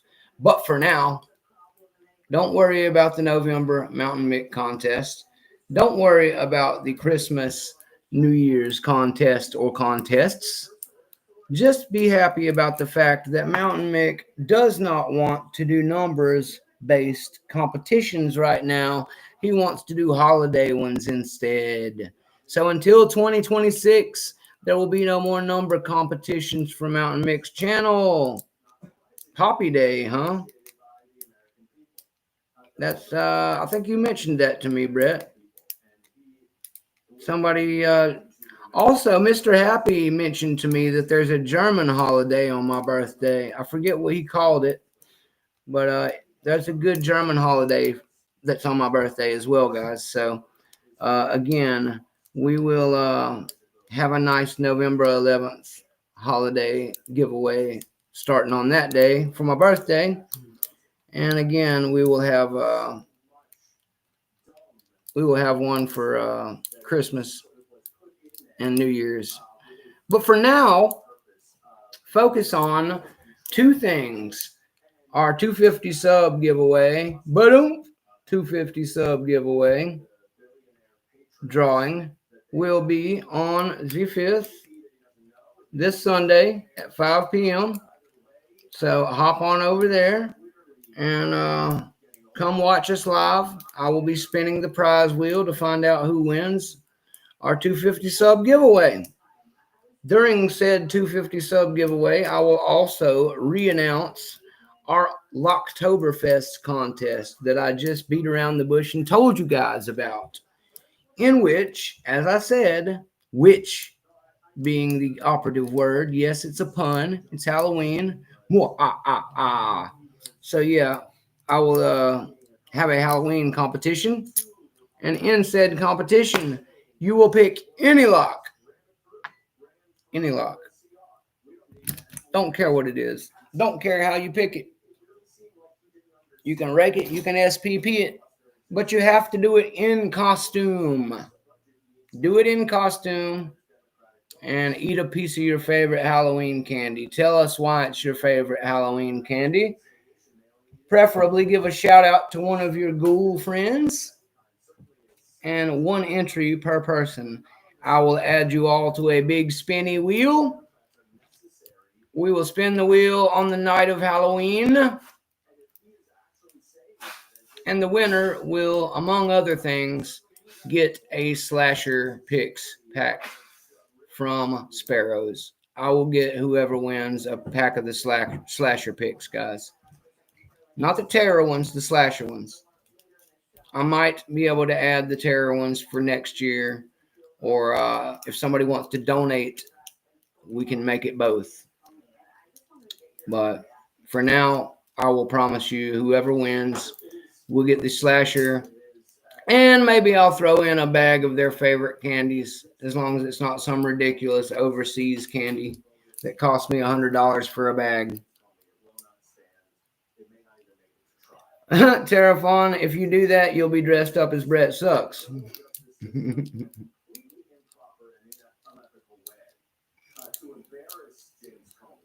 But no, please wear an actual Halloween costume, guys. Don't half-ass it and just say that you came as you, or you on a bad day, or an asshole, or Brett Sucks, or anything like that.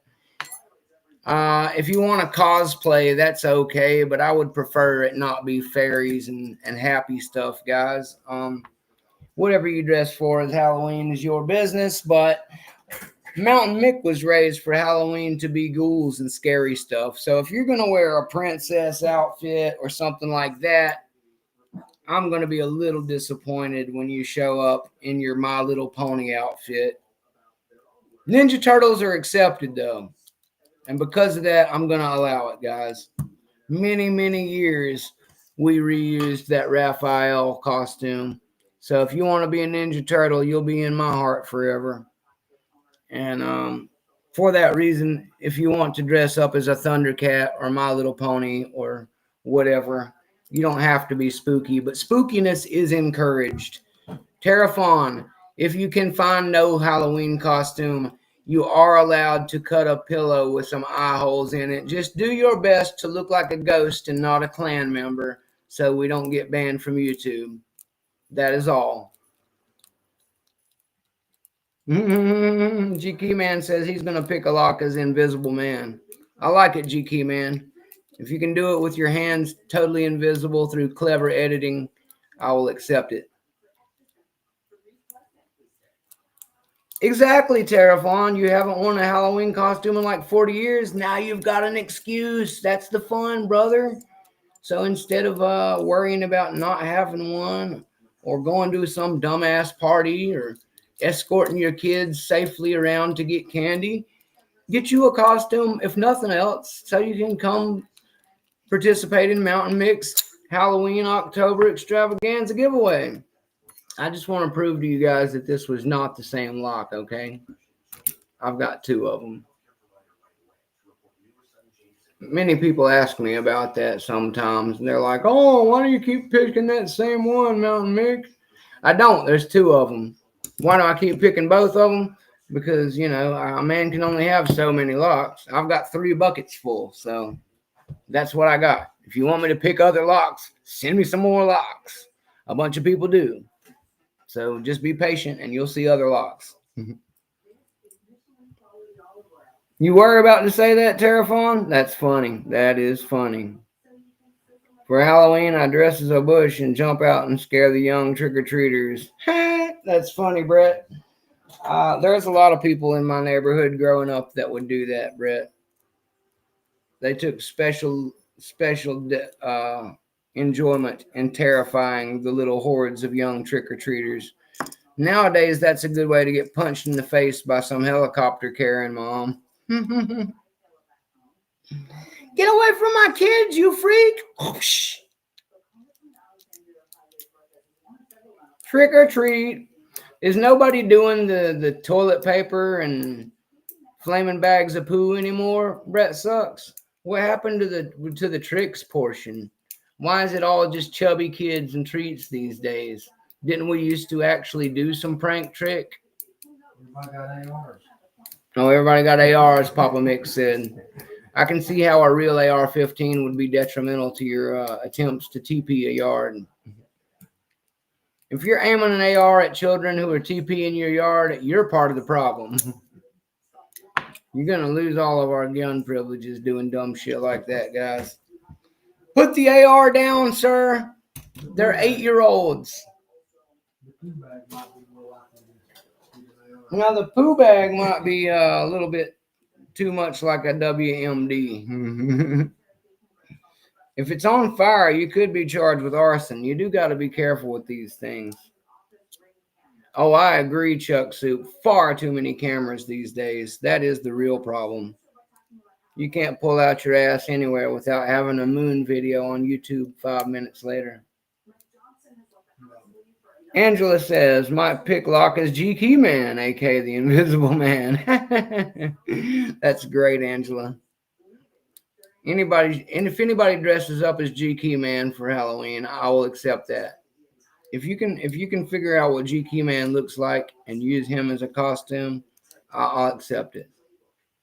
I've been friends with him for a pretty decent amount of time now. Still no idea what he looks like, so good luck is all I can tell you there. If you can dodge a bullet, you can dodge a ball. That's right, Chuck. Catch this AR round, boy.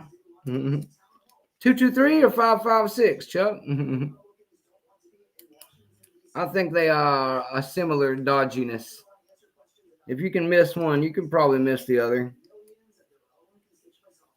You used to cotton onto people's doorknobs and keep knocking until they sus. That's funny, Brett. Good times, good times. It's a shame people can't have fun like that anymore. Because all these porch pirates and stuff, nobody can have that kind of fun anymore. Man, this lock's sticky. I'm just going to have to rake her down. Rake her down, rake her down. Never piss off the Invisible Man, because you never know when he's watching or where he is. That's right, GQ Man. GQ Man's everywhere, guys, in case you haven't noticed. That's why he is the watcher in the woods on all the good discords, guys. If you're out there misbehaving in the dog pack, GQ Man will find you. He will see you while you're doing it. And he will probably discourage you kindly the first time before he shuts you down forever. But yeah, if you think you're going to slide one past GQ Man, then you're desperately mistaken. The man is always awake, always watching, and he's got a war room battle station that you would not believe. He can monitor multiple servers without ever worrying about missing out on anything, guys. He's a real beast. Chambered 12 gauge MK 1919. Okay, Chuck. Well, aren't you balling with weapons, Chuck Soup? You heard that, guys. Don't try to break into Chuck Soup's house. You will have a bad day. You're going to have a bad time, okay? You're going to have a really bad time. Don't try to break into Chuck Soup's. Brett Sucks, you were a hooligan? No. I don't think you grew out of it, Brett. I'm pretty sure that you are still a hooligan, sir. He's a hooligan, lads. A full-blown tosser he is. What a man that Brett is. He will give you the worst days of your life if you make him. Just humor Brett Sucks, guys. He's a great guy, and he'll give you some good advice. He really is. I don't know why you guys don't understand that Brett Sucks is quality entertainment and good friend. But he is just as Mr. Broke Picks let me know, he is a very good telltale warning sign of the type of people you're dealing with. If they don't like Brett Sucks, maybe they're not the right kind of people to be there in the first place. All he does is give everyone equally a hard time, and the ones who can't handle it, they're usually sensitive Karens anyway. So thanks, Brett Sucks, for helping make it easier to find out who we need to toss. You're a pro, sir. You're good at what you do, even if it is annoy people. Your daughter is just itching for someone to come in without permission. Oh, I know, Chuck. My whole neighborhood's like that. I tell people all the time, we don't have to hide my address on Mountain Mick channel, guys, because I have neighbors with ARs and shotguns who are just dying for you to come down here and give them a reason. If you want to see what it's like to get shot at by random people, then yes, my house is the place you want to try and do stupid shit. I promise you, you'll make it down that hill, but you won't make it back up. No, you won't. And if you make it down the hill, you're also possible to get eaten by Zero. Zero, the Chiweenie dog, is always ready, guys. He will hear you before you make it down the road. And he is hungry, always hungry. Make no mistake, dear Zero, the wiener dog, no mercy from him, guys. That's right. He don't like strangers. He's friendly as can be when you're on the computer screen, but come here in real life and he'll be nipping at your ankles. And if you fall down, it's all over for you. If you fall down, it's all over for you. Yeah, he's like one piranha. He's like one piranha. He doesn't have backup, but man, if he gets started and you fall, it's over. Man, I don't know why I keep pulling out this little brass lock. It's a real pain in the butt sometimes, guys. I'm getting better at it. But sometimes when I'm not paying attention, I just drop all the fucking pins. Turn it into a regular nightmare occasion. Anyway, I'm going to shred my way through a couple more easy ones. Maybe try something a little harder. And, damn it. Yeah. That's God's way of telling me this brass one's not for today. Well, let me shred one more easy one. And, I don't know. We'll pick one of those other ones to toss in the vise for a moment. And then I will relinquish my title of live runner for the evening. Does anybody know if the other lives are currently going? Do we still have Lady Locks and Nola, or do we have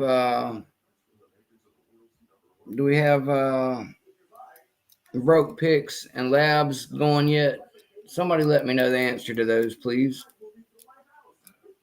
I'd love to know what else is going on in live land out there. To everybody who is here or who has stopped by, please don't forget to hit the like button. Thank you for coming to hang with Mountain Mick tonight. I'm not gone yet. I'm just saying thanks everybody for I do have another challenge lock chuck soup. I think I will put it in there. I've got the Doc Hog Master one here that I was showing off earlier. So maybe we'll pick around on that in just a second. What you think? Lady Locks is still going? All right, G King. If you would like to link that one also, I don't mind. Labs put it off because he's tired. Yeah, well, if he doesn't go live, I don't think Broke's going to go live without him. I think Broke was going to be a guest with Labs. So maybe it'll just be them. Oh, Scooby, well, that's nice of you to say, sir. Don't worry, I'm not going anywhere until I feel like, because I ran everybody from my live to their live last time, and it's becoming too regular for me. I gotta stay here and hang with you guys clearly you're supporting me tonight, so here I am, baby. And if you guys are about ready, I will go ahead and get this Doc Hog Master up here. Also, if anybody would like to join me in the chat on the channel here, let me get the link here if I can. It should still be in there from earlier when I dropped it, but I will drop it again really quick for anybody who's considering being interested, because I actually have the signal to run it right now. You're all welcome to hop on in here too if you like. So let me drop one in here again. There we go. But if you do, please let me know so I don't leave you sitting in the You want to jump on, Chuck? You can always pick around beside me here. Lock Spaz. What's up, Spaz? I didn't know you were hanging out in here, homie. I'm glad to see you. But yeah, the Lady Locks Joint Live is going over there at GQ Man's link. We're supporters of their channel as well, so no problems with me if you guys want to check that out. I'll still be here effing around anyway, so feel free to bounce back and forth or use some two-phone action to watch both, whatever you feel necessary. I do it all the time, and I will not judge you for doing the same things that I do, because that's called hypocrisy. I'm not into it. Let me see if I can get a cigarette going here, guys. Maybe.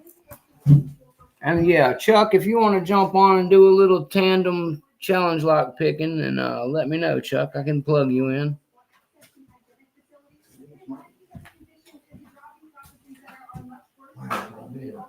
Okay. Okay. The coolest thing for swag you could possibly ever A Mountain McRolling tray? to send, not to get. A Mountain McRolling tray? A Mountain McRolling tray? No. I'm sure I will. Thank you. Alrighty. Spazzing. Glad to see you spazzing. Let's see who we got. It looks like maybe we got somebody over here. Oh, we do. Chuck Soup, I'm bringing you on camera, sir. I hope you are ready. There we go. Bring him in. Can you hear me? I can hear you, Chuck.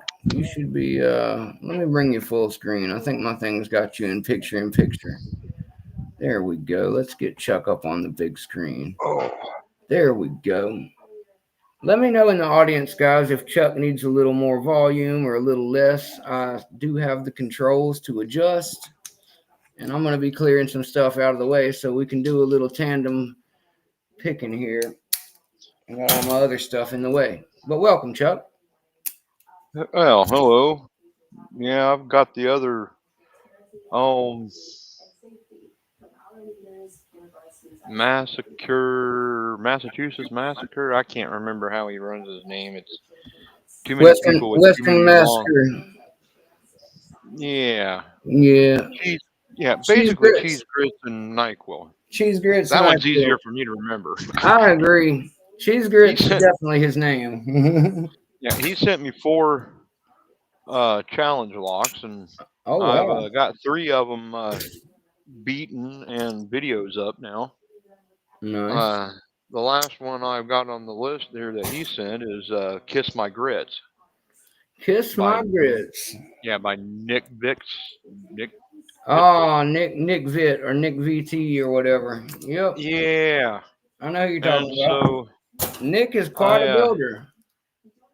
Well, he's got like 67 challenge locks. I was going to say, he's quite a builder. I've heard the name and I've seen a few of his pieces. Yeah, if I'm reading the website correctly, the LPU challenge lock site, he's got like 67 challenge locks. That's insane, dude, but I believe it. Don't quote me because I'm not sure I'm reading it right, but that's I wouldn't doubt it. I wouldn't doubt it, Chuck. I know he cranks them out, so it's definitely possible that he's got that many. Fun, fun. Well, I'm going to be picking around on this Doc Hog Master that I showed off earlier. It's the only one I've got left here at the moment unpicked. So we'll give it a little bit of time in the vise and see if anything lucky happens.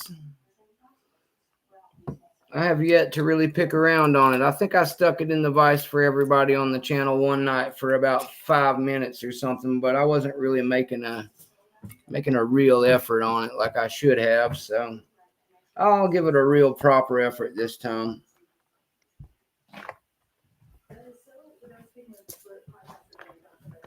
And we'll get set up sideways so my hand won't be in the way.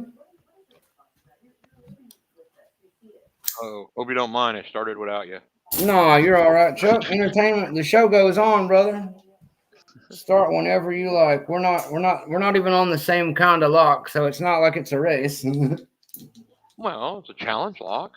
Well, that's true. They are both challenging challenges, but we'll just dock you 30 seconds or so then.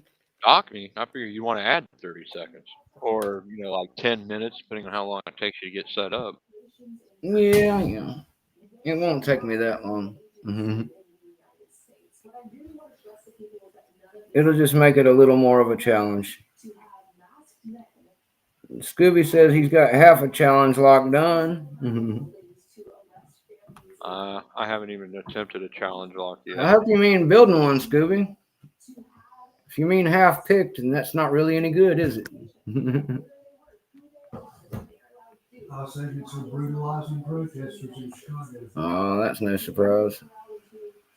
Let me crank this around here so you guys can see me better. There we go. That's what she said, Brett. What do you think of the upcoming Halloween challenge I've got worked out, Chuck? You were one of my best participants in the 250 we're about to spin. What do you think of my Halloween contest idea? Well, does it have to be a full body, or can we just do the? Actually, to be honest with you, I was thinking about getting a hold of a buddy of mine who's into the camera stuff, seeing if I could take a couple locks over there. He does that green. I don't know what he calls it, green screen magic. Oh, yeah. Basically lay a green cloth down over, and then everything would be green, Very except cool. for the lock itself. Very and cool. Then you could actually pick. So it basically you'd see just a lock sitting in the floating in the air, and then all of a sudden it pops open.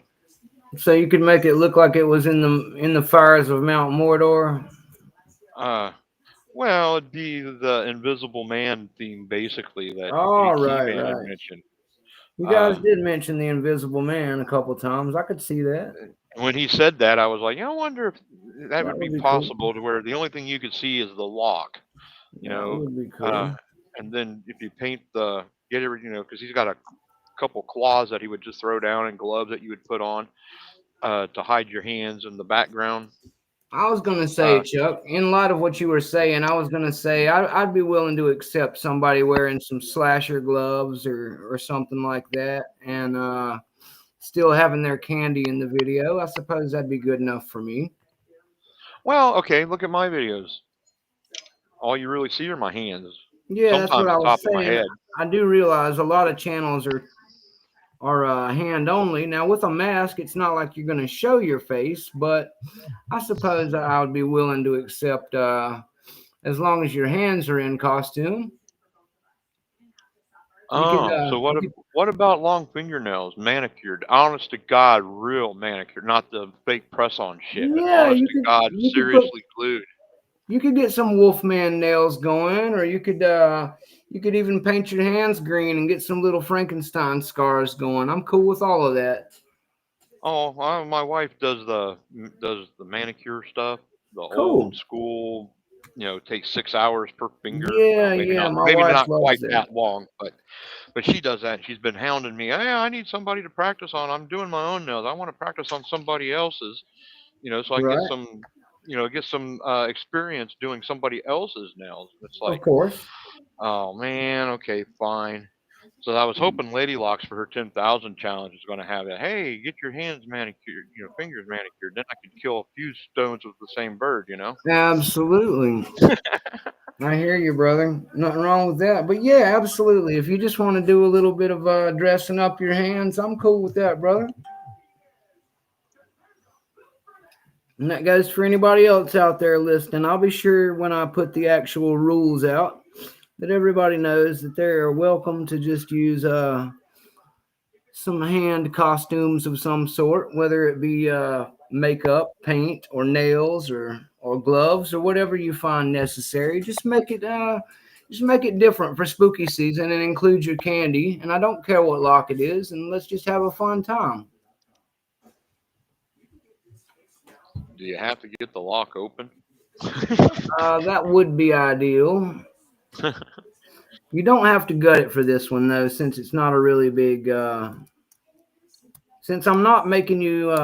Since I'm not really making it a lock challenge of sorts. It's really just more about fun. I don't care what lock you use, and we won't have to have any gutting or anything. Even though guts are fun in the play of words involved there. I I'm will going to not be. gut it in a bunch of actual guts. Yeah, That's come I out of will the not lock onto the require a table. gut. If you want a gut, though, you can gut it and spray some fake blood if you want to make a cool video. But I won't require a gut down for this one. Just for fun. And like I said, I think I'm gonna try and give away. I'm gonna have some terror picks and slasher picks coming in myself for the Halloween season. And I have to at least order my own slashers. A friend of mine has already took it upon himself to send me the terrors. And if I can get the money to,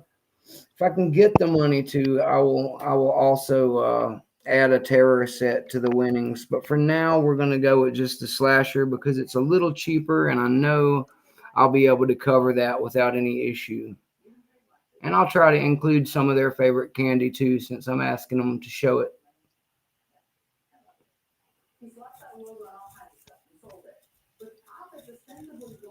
You never know how candy's gonna mail though. It could melt, so be careful what candy you pick. Tootsie Rolls. Yep. That's right. Certain candies don't have problems like that. A Tootsie Roll, M&Ms are pretty good. I'm a big fan of peanut butter M&Ms personally. That's what I'll be using in my video.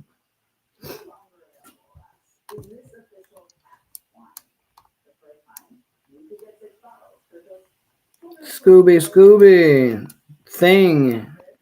Yeah, exactly. Thing is a hand. That's a good idea, guys. If you can make it green screen look like you're just a floating pair of hands like Chuck was talking about, that will count. That would be badass. I'll accept a thing from the Addams Family picking video. Absolutely. That would be fucking really cool. Bonus points if you can get the Addams Family soundtrack piped in.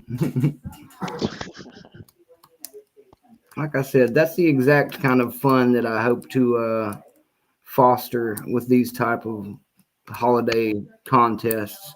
It's really just about having a fun way to get some videos cranked out for everybody for the holiday to enjoy and for me to be able to give back some to the community that has blessed me so much. So that's what I'm going for. I don't want to keep making it about numbers, especially through the holidays. I just feel like we almost doubled my subscribers from the time I started the 250 to right now. We almost doubled my sub count, and I don't want to keep making it about the numbers so much for the next little bit. We'll go back to that in 2026, but for now, I would rather just award everybody for being here by having some fun hangout type stuff and giving away some cool seasonal prizes. Scooby, Jolly Ranchers sound good too. It's pretty hard to melt a Jolly Rancher. I've seen them melt before, but it takes a lot. The only time I've had a Jolly Rancher melt was in a vehicle in Texas in midsummer. Yep, that'll do it. And I've it was seen some. nasty. I've seen one melt in Florida. It was in a console in a car, and man, it must have been 120 in that car or something for that to happen. Yeah, Scooby, exactly. You gotta stop picking for the Addams Family snap every once in a while. Genius. Being a real deep ball set, and you have to stop to snap. Oh, I lost it. Damn it. For sure, Chuck. For sure. Could see that happening. Oh my goodness. I'm trying to get a thicker one to go top a keyway on this Hogmaster lock. I think I'm going to need the 50. It's a big wide open space. Used to be able. Yeah, they do get gooey in the humidity, Scoob. You're right about that. As a mechanic, I've seen a lot of strange candies in people's little areas in their car while I'm looking for the wheel lock key. If they have rims, there's always a wheel lock key I have to retrieve. And I've found some of the weirdest, stickiest candies in people's cars, guys. So how many times have you found something that's like, I have no idea what this is? A few. And I've found a ton of guns and sex toys and wads of money or drugs. You never know what you're going to find when you're in somebody else's vehicle. I liken it to being in somebody's bedroom. So you never know what you're going to find, and it's best to leave it all alone. Many times I've just asked them to retrieve it for me, Chuck. We'll put it to you that way. I'm going to need you to get this for me, but it's right in the... No, just you get it. It'll be better if you get it. They insist that I have permission, and I'm like, yeah, that's not really why I asked. Yeah, permission isn't really the issue right this moment. I don't have gloves thick enough for whatever the hell that is.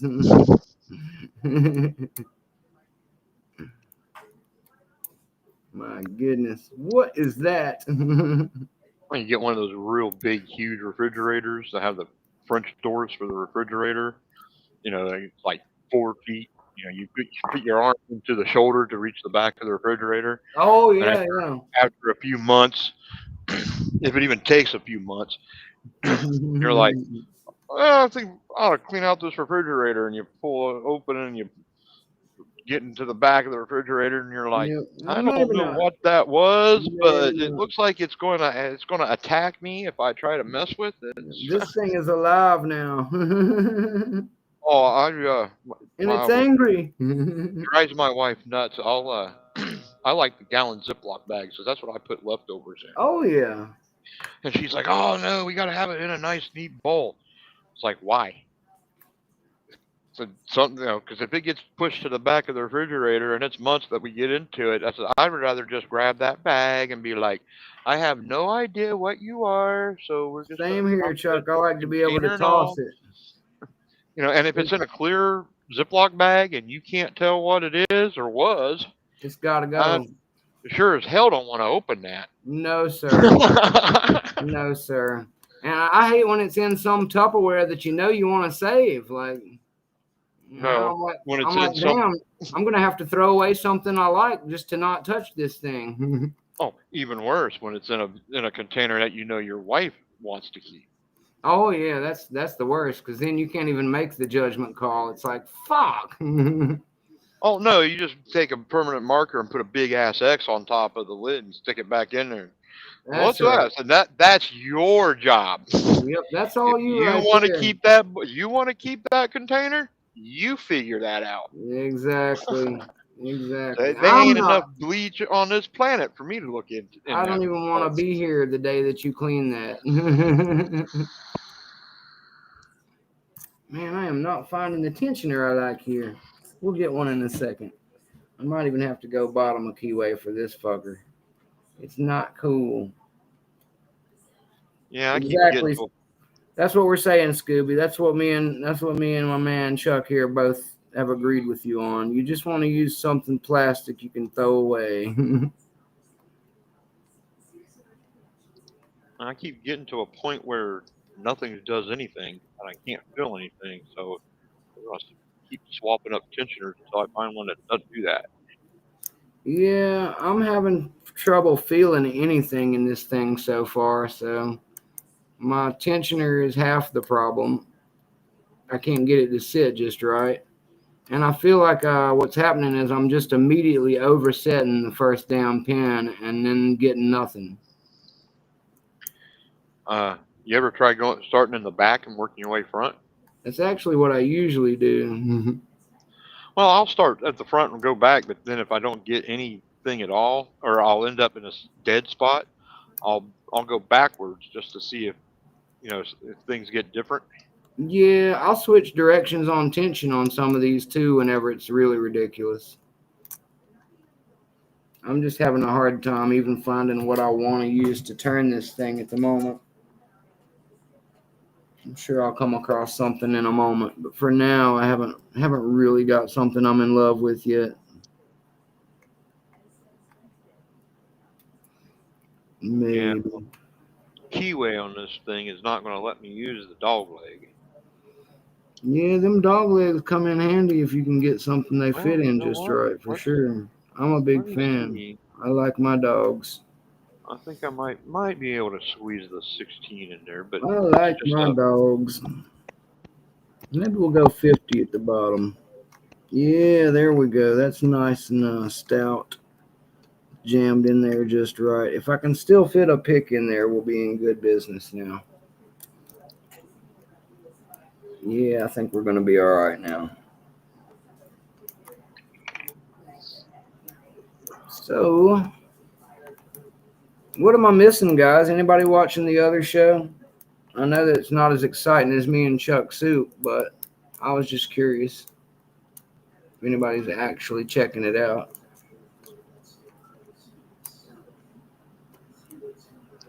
There's really nothing in the world that could be more fun than watching me and Chuck Soup do challenge locks.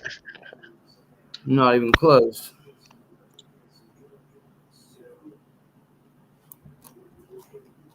We rock, Chuck. oh, well. Let's see. Let's wait and see if I can get this open. Yeah, I know what you mean, brother. I didn't say we were going to unlock anything. I just said we'd have a good time. I'm with you there, brother. It's going to take me a little bit of work. This is like I said, this is a Doc Hog Schlag, so it's a little bit higher caliber than the last one I was fiddling with. I make no promises yet. I'm going to need something shorter to sneak in there with, though. Since I'm going bottom of keyway, I'm going to need it to be as skinny and sneaky as I can get. I may have to drop to a Reaper 1. I switched to bottom of keyway and I can't get nothing to bind. Yeah, that's the problem I was having a minute ago. I've went all the way up to a 50 in the bottom of keyway, and I've got it snug now. I'm just trying to find what to lift on and what to not lift on. Brett Sucks has not moved. Well, I know you hadn't gone anywhere, Brett Sucks. You're one of my staunchest supporters, my brother, and I appreciate that. That's why I'm a big supporter of you, sir, because we've got each other's backs like that, Brett. So thanks for having my back, Brett Sucks.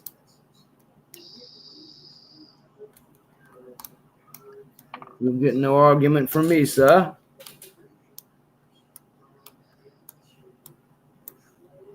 I can feel it, but all I feel it doing is not what I want it to do.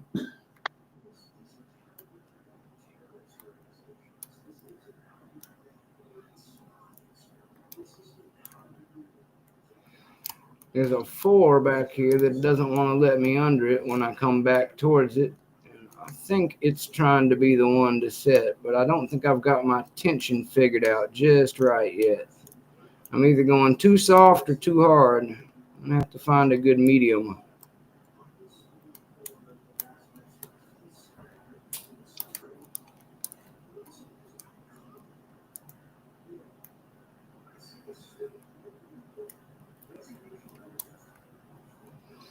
Well, maybe I'll have to give her a good raking just to get a couple of things going into a false set. Maybe we'll give her the old hybrid attack.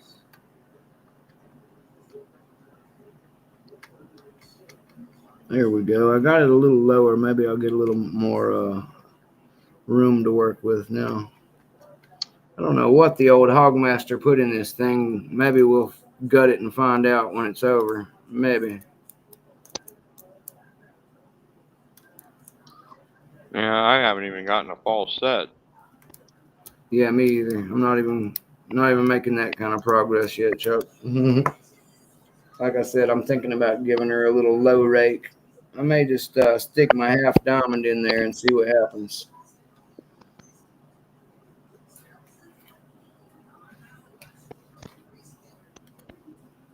Let's give it a little half diamond scrubbing and see what happens.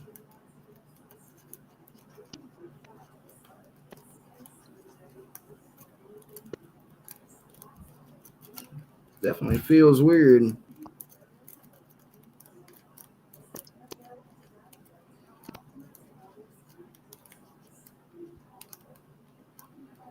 She does not like it much.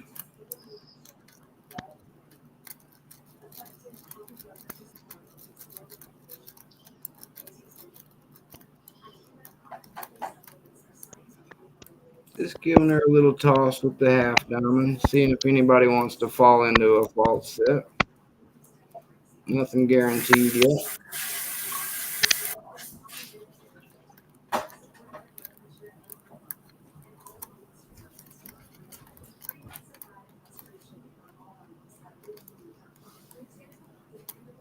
Could be a no lift trap. That's what I'm thinking, Brett Sucks. I think he might have something in here that if I lift the no lift even at all, it fucks everything up.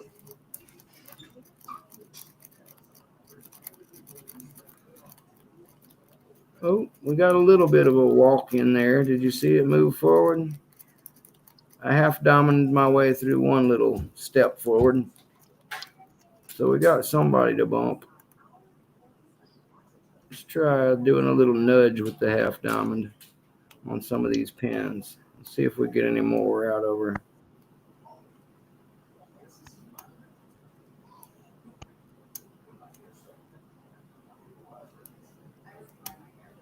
Yep, somebody is jamming in the back right there. Very sticky in there.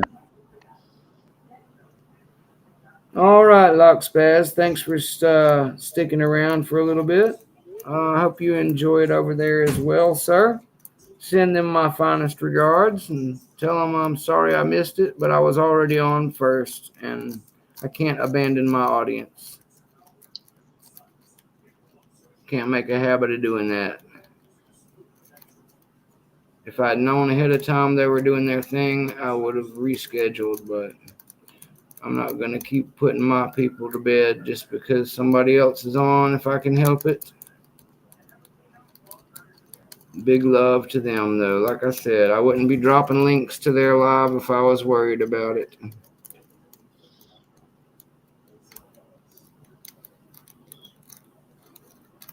So me and the Chuck Soup Show will continue. But later, Spaz. Thanks for coming, dude. You're one of my A1 day ones, Spaz. Known you since the Reddit days when Mountain Mick didn't have a channel yet. So thanks for coming to support me, brother.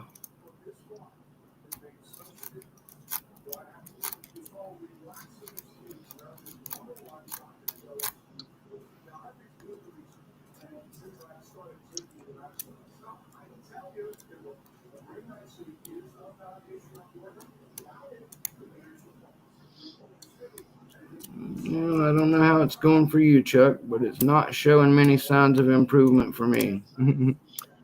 Well, I thought I was in a ever so slight false set, but now I'm wondering, is it that I was in a false set or did my tensioner slip just a hair? I'm beginning to wonder the same thing. Hello, Porter Tradecraft. Welcome. Me and Chuck just doing a little bit of tandem picking around here. Nothing too exciting as of yet.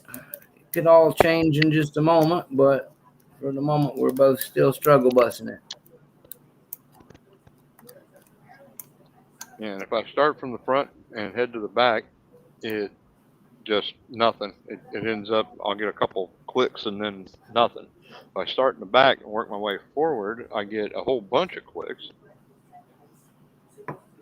Yeah, mine's got a little clickage in the back, but it still doesn't seem to want to work like I want it to for anything I'm trying on it. I'm going to go back in top of keyway and half diamond rake it a little again just to see what happens.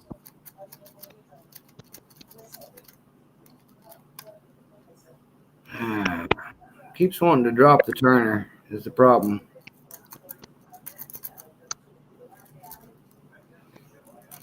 That's why I had swapped the bottom of keyway, because it really knows how to spit out the top of keyway on this one. I can't seem to get any of the pins to bind with the bottom of the keyway on this one. I can go bottom of keyway on this one, but it just seems to not want to do anything, like I'm jammed up on the turner itself or something, you know? There we go. We're making a little half diamond progress here. I've got a few lurches forward.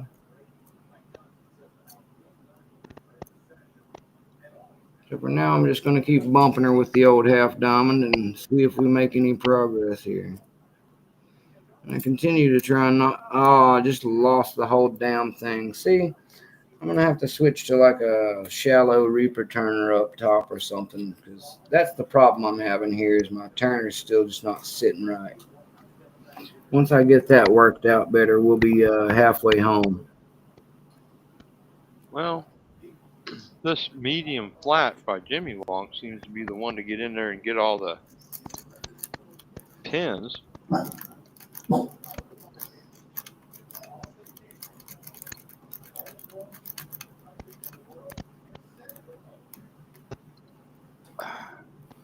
All right, Brett Sucks. That's kind of what I'm working toward doing here.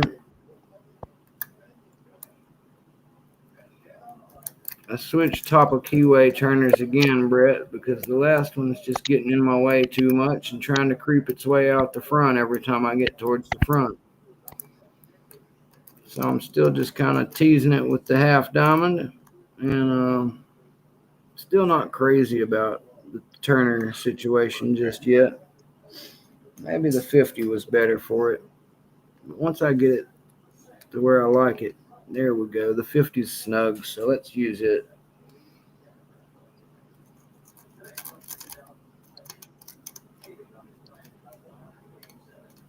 It's definitely the 4 that's wanting to bump first, Brett.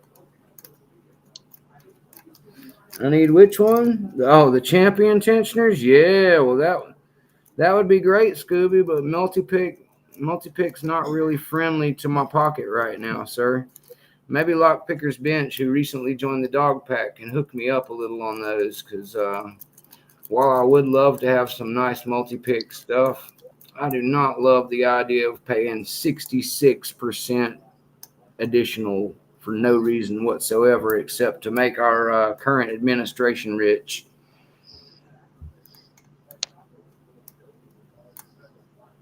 So, yeah, feel free to send them on over. Lady Locks will be done in a minute. Well, GT man, maybe some people will come back. At least I'm making some small progress with this lock. I'm not getting towards the open yet, but getting a little bit better feel with my half diamond of what the hell going on in there. And that's what its job is. Its job is to get in there and tell me what's going on. And it's good at it. So never mind the way I'm holding it or the way that I'm scrubbing with it. It's really just more of a eyeball sizing it up situation for me than a picking attempt. And Scooby says, I looked at buying a single flag. It was $48 plus tariffs with just a flag, no handle. Yeah, Scoob, I know, because my boy Mr. Happy recently bought 3 flags, no handle, and 1 turner. and it went from $40-some to $115-ish by the time he got all the tariffs and stuff paid for. That is ridiculous, man. And the one turner was double-sided, but still, 3 flags and 1 turner for $110. Christ Jesus, man, that is robbery. And multi-pick's good, guys. Like, I'd love to have some, but like I said, dude, you're gonna have to hook me up with that lockpicker's bench price at the very least. There's no way you're gonna get Mountain Mick to pay exorbitant prices like that for anything. I can barely afford the things I own now, guys. Most of this stuff was donated.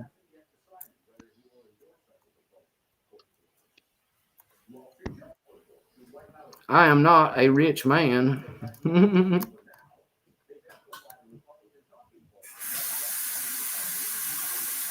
Lady Locks has finished, so it looks like me and Chuck are no longer distracting the world. Good to know. Thanks for the update, GK.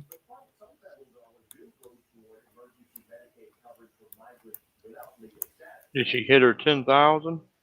Yeah, that's a good question. Did she hit 10K yet, GK, man? I'm really hoping for her to get that, Sam. I know she's been working her butt off trying to get it. She deserves it. If I heard right, she only needed 25. Yeah, she was only like 40 away when I was on there last night, I think it was, and I put 2 or 3 of my spare accounts on there just to try and make an extra push. She really should be hitting it any time now.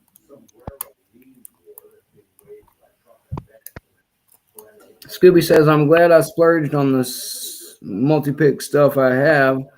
There's things I still want and now I can't get. She didn't just yet, says Porter. So still no 10K. Bummer. She's getting close, guys. She'll have that thing this month for sure. No doubt about it. I honestly thought she'd have it already, but like she says, the algorithm likes to play games with you and try to make sure you don't get that last few.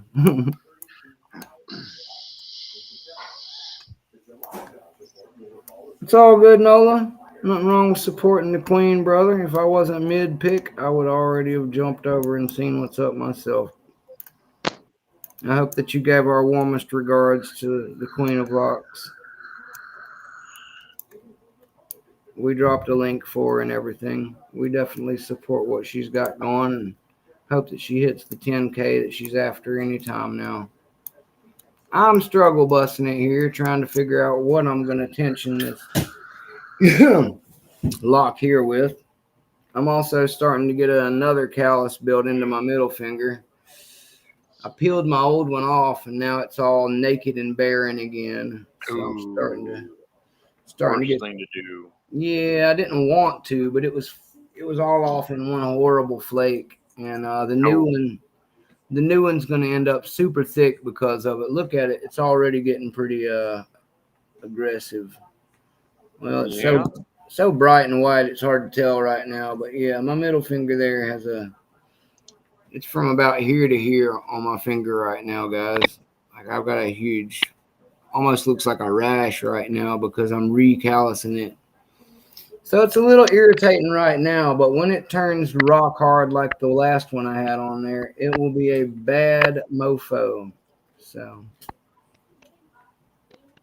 I'm just embracing it and working through it the best I can.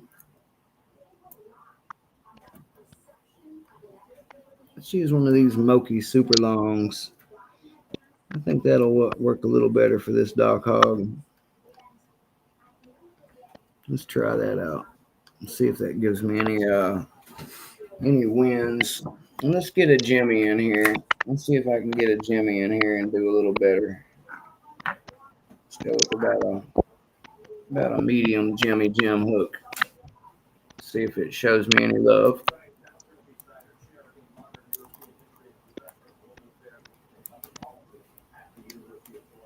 Nope, I'm gonna need a lower one. I can already feel myself raking pins. and not raking the way I want. Actually, let's go with a dog leg in a 20. Yeah, let's get a dog in there. See if we can keep from sliding off all these pins. I think that's half the problem is I'm slipping.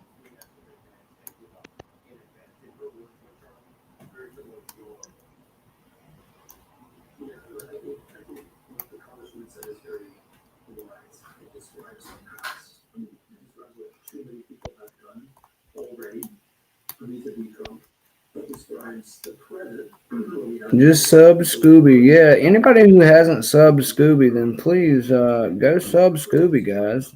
He should be at 50.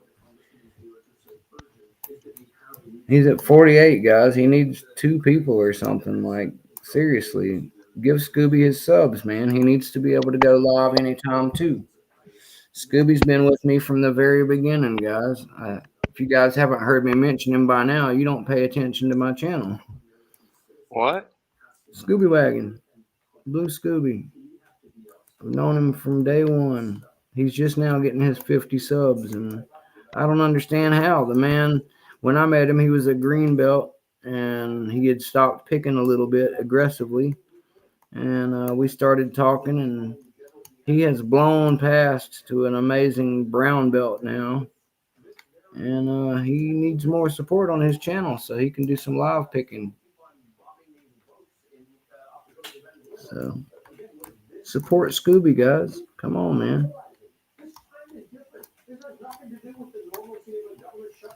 He's at 58 now. See, that's more like it. Much more like it, guys. And thank you. Who's Scooby Wagon? Brown Doo-Doo Scooby Wagon. He's not Blue Scooby Wagon anymore. He's Doo-Doo Brown Scooby Wagon.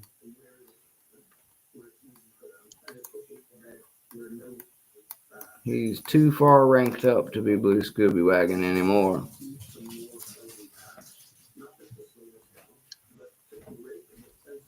Now I'm stuck. I got stuck. Let's try the top of keyway with the Mokies. Maybe that'll work out better. I'm definitely having better luck top of keyway with this lock. I'm just not finding what I want to do it with quite right yet. But this feels a little better, a little more natural. As long as I can pick without picking it out of there, it'll work out good. I do think it's got some no bumps in it though that are costing me.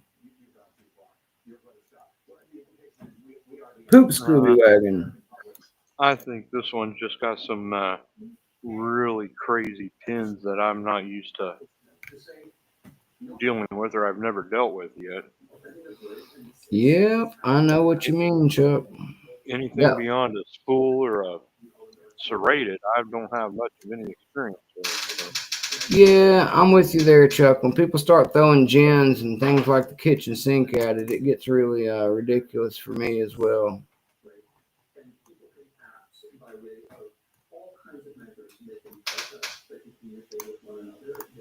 And that was nothing.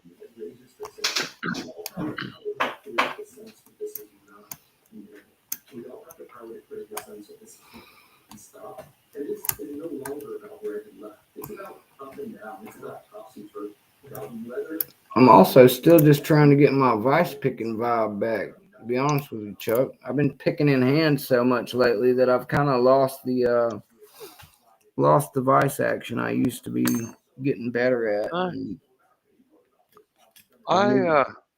Personally, I prefer picking in hand when it's a padlock.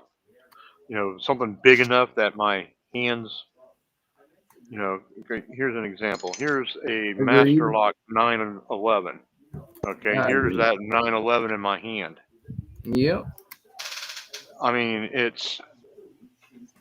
Yeah, I think me and you have similar size paws too. Yeah, here's a pack lock. Yeah. Yeah, we definitely have similar size paws. You know, so I can hold that comfortably in my hand. You know, one of these, no, my hand starts cramping up, especially if I'm trying to tension as well. My hand starts cramping up crazy, and then like this one here is even worse. I have the same problems, Chuck. If it's too small, I start getting that hand bent under itself spasm feel to it. And then here's the evil best or the evil Schleg orange dot. Hmm. And like I say, they're just so small that I can't.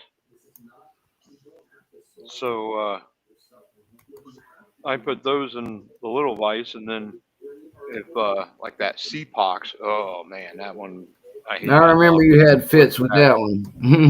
But I'll grab the bigger lock or the bigger vise for the. That way, because if I try to hold on, like, well, even with this little vise here, after a while, my hand's sitting in the same position, it'll start cramping. So I'll start tensioning it all kinds of, Sure. get all inventive on how to tension it stuff. Sure. I do that too, bud.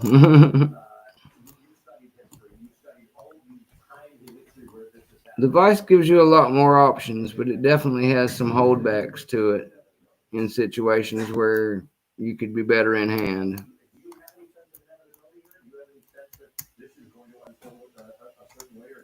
Well, I didn't have a vise starting out at all, Me either. and I got to picking. I was able to get the 110 or the 410. This one here, as a matter of fact.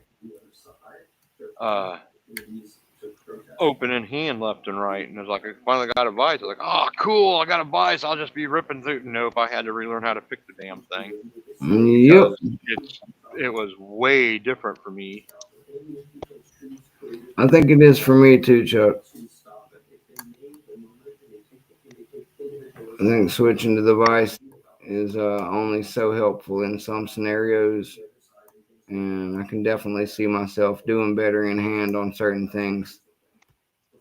Well, when I had the two lockout tag outs, I put both of them in the vise at the same time. Right. Yeah, I've got a few entries. I think I've got a picture of both my, because they're two of them that are different keyways. I've got a picture of where I have both of them open one at the same time. Nice.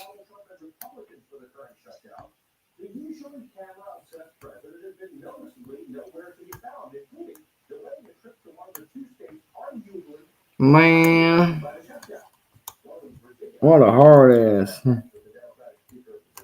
This lock is really starting to tick me off. Same here, Chuck. Same here. I got a good mind to switch totally to another lock here in a minute. But I'm gonna keep on it here for a few more minutes. It is giving me a real bunch of issues though. I still haven't figured out my anything really. I'm just still in the early phases of trying anything and seeing what feels like it's doing any work. Dude, I have yet to set pins 1, 2, and 3 in this lock. I don't even know if I've set a pin in this lock yet, Chuck. I'm still just fiddle-faddling around. Okay, let me rephrase that. I have still yet to get a click or a bind on pins 1, 2, or 3 in this lock. Oh, wow. Yeah, I've got binding going on, but I'm not sure if I'm affecting any of it is the problem. Now, see, there's a click, but there's a click. I'm guessing it's a serrated or some crazy ass configuration that ends up ticking like that serrated. Yeah. But I'm not getting any, now, okay, I've got those clicked several times, probably overset something because nothing. Oh, I'm just trying to see if I can get a false anywhere in this thing by giving it a little rake action, but I don't think it's going to work. Well, getting a false set's assuming there's a spool, and if there's not a spool or one that acts like a spool. Yep. Oh, wait. There's a bind on 3. Get it, Chuck. I tell people the same thing, Chuck. You can actually pick a spool one without getting a bind too. Your false set, I mean. You can actually pick it. You can pick it past the, and go straight up into set, and you're not going to get a false set. So it's possible to miss it. That's no fun. I agree.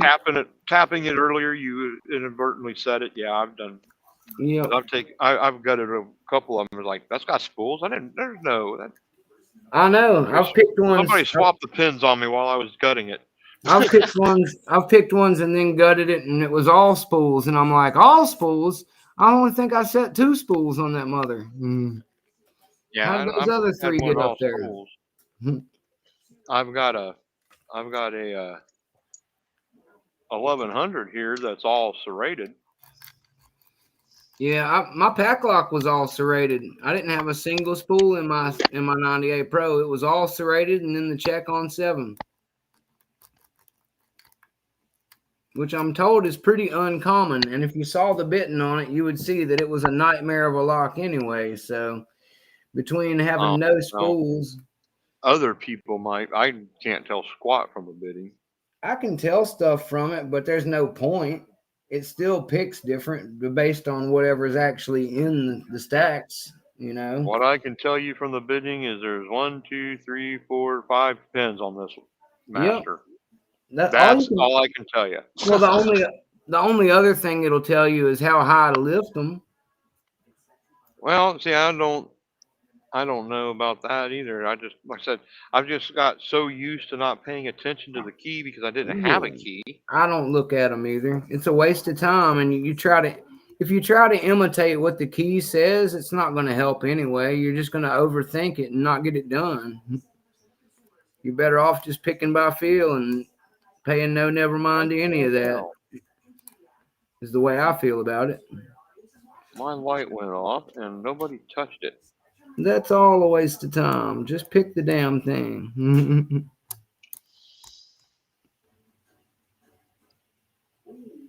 Well, no, I kind of find it impressive when people, you'll have some people on there that, well, based on this bidding, now I know how to pick it. And then they go through there and open it. It's like, yeah, well, up yours.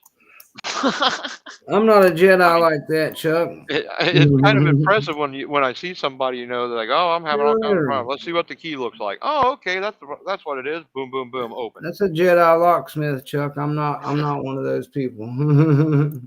And here, like I said, I've not had the vast majority of locks that I've had in my possession here. I haven't had a key for at all. So keys are boring. Good anyway.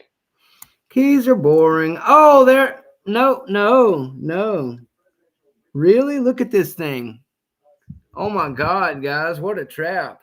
Hogmaster, you a-hole. Look at this thing, guys. Look how deep this set is, guys. Hogmaster's got me in the deepest faults I've ever been in my life. Look at that thing. I thought I had it open, and then I went to keep pushing, and either I've totally screwed it up and I did pick it, or that's just a fault set that's like mega heavy. What do you think, guys? Is that an open, or is that just a crazy fault set? Let me know in the chat, guys.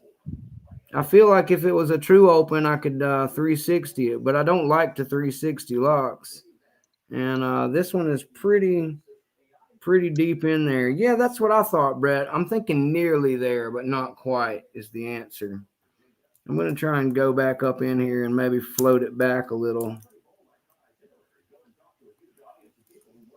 But yeah, that's wild, dude. I did not know that could even be done. Oh, I've seen videos of some crazy false sets. Look I haven't gotten my hands on one. I took my turner out. Look at this, Chuck.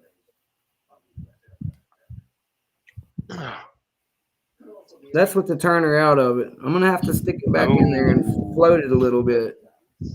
Yeah, that kind of looks like a false set to me. It is, man, because it won't go past it, so it's got to be. But it's a really deep one. Yeah, I've never been in one that deep. It's not quite 90 degrees, and I would think 90 degrees would be an open. That's what I'm thinking, sir. If that makes sense. Oh, I'm totally with you. That's my, just over 1 year of experience talking. I mean, I'm totally with you. And our man Brett Sucks in the chat is pretty much in agreement. He believes it to be a trench trap with a spool, which is what I've had in some of it. see, I've never says make sure. Actually, Scooby, you might be onto something there. There is a tailpiece back here. Let me double check. Maybe we're in. Let me not screw it up here, but maybe it is the tailpiece, Scooby. Good call. Because I am up against the rubber on my vise back here.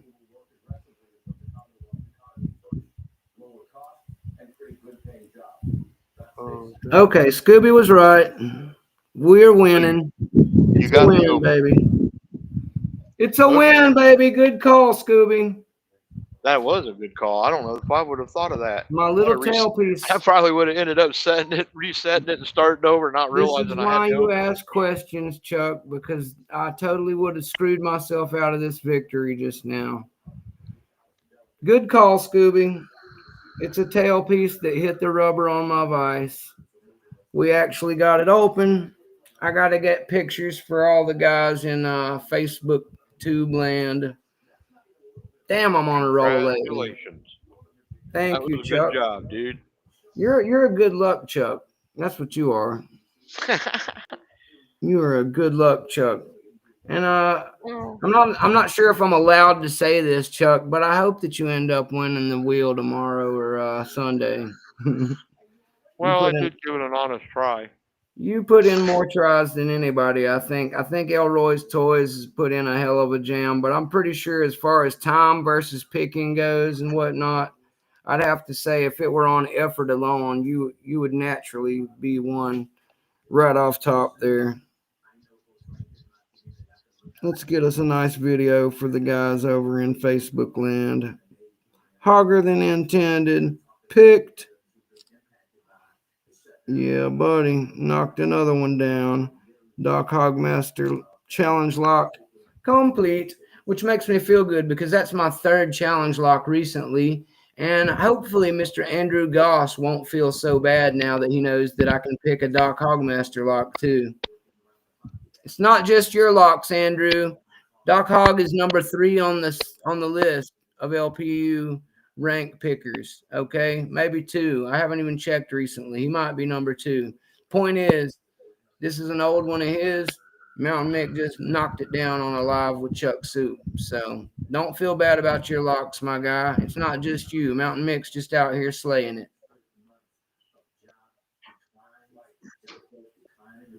We'll get one with me in the picture for Doc Hog.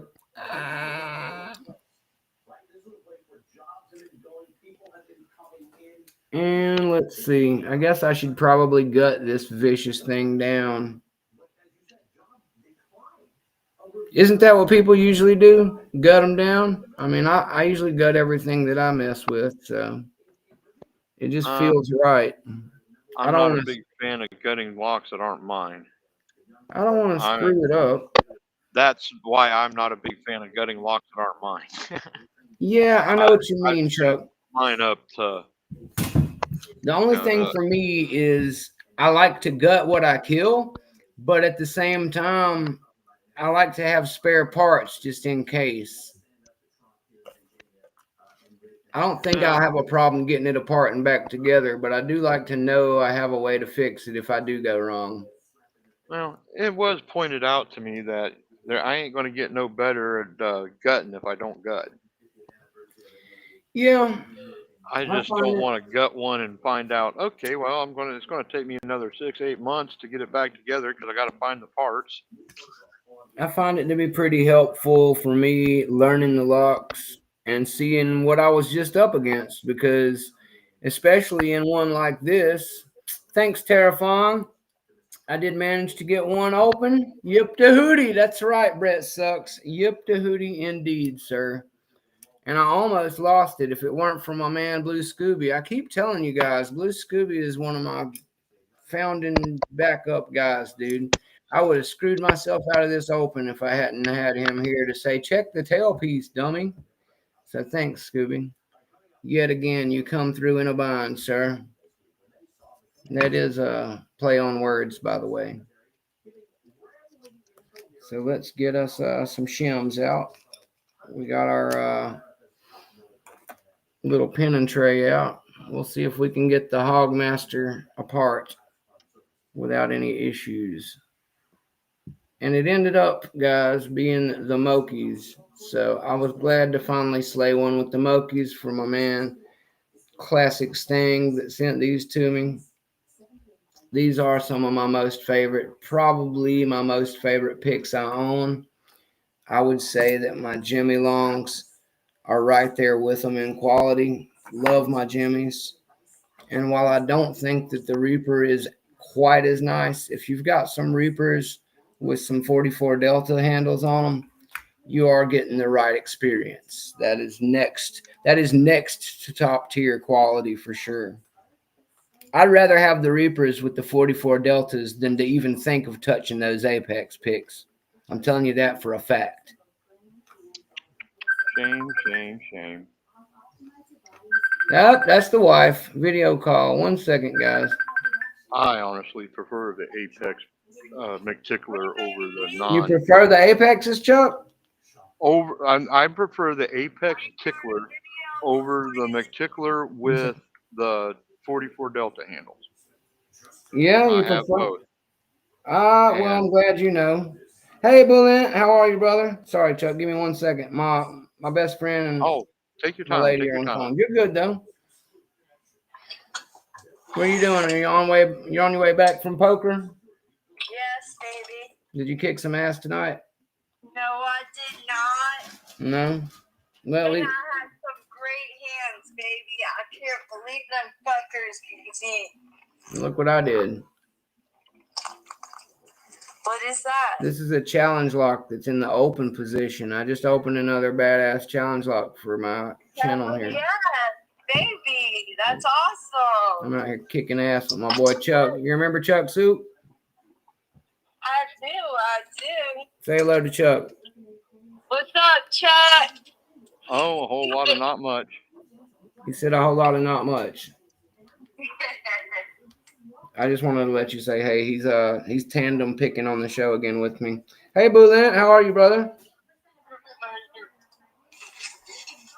You are on the live chat? Yeah, I'm on the live. I'm on live right now, but you're not. You're not on live. I'm just talking to you on my phone. Something that's very important. Okay. I'll text you. Okay, definitely. Just let me know. I'll be on here for another bit, and I'll be off. I'll call you guys back. Love you both. I love you, darling. Love you. So sexy, my love. Oh, I love those new eyes on you, baby. They look good. Thank you, darling. I'll talk to you in a little bit. Night. All right. I love you. God, I wish I was with you. Love you. I'll be there soon. Buying the ticket tomorrow. Good night, baby.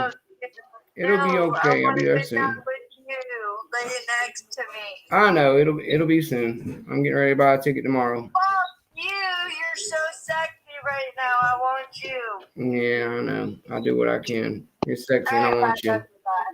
Love you. I'll talk to you soon. Bye. What's up?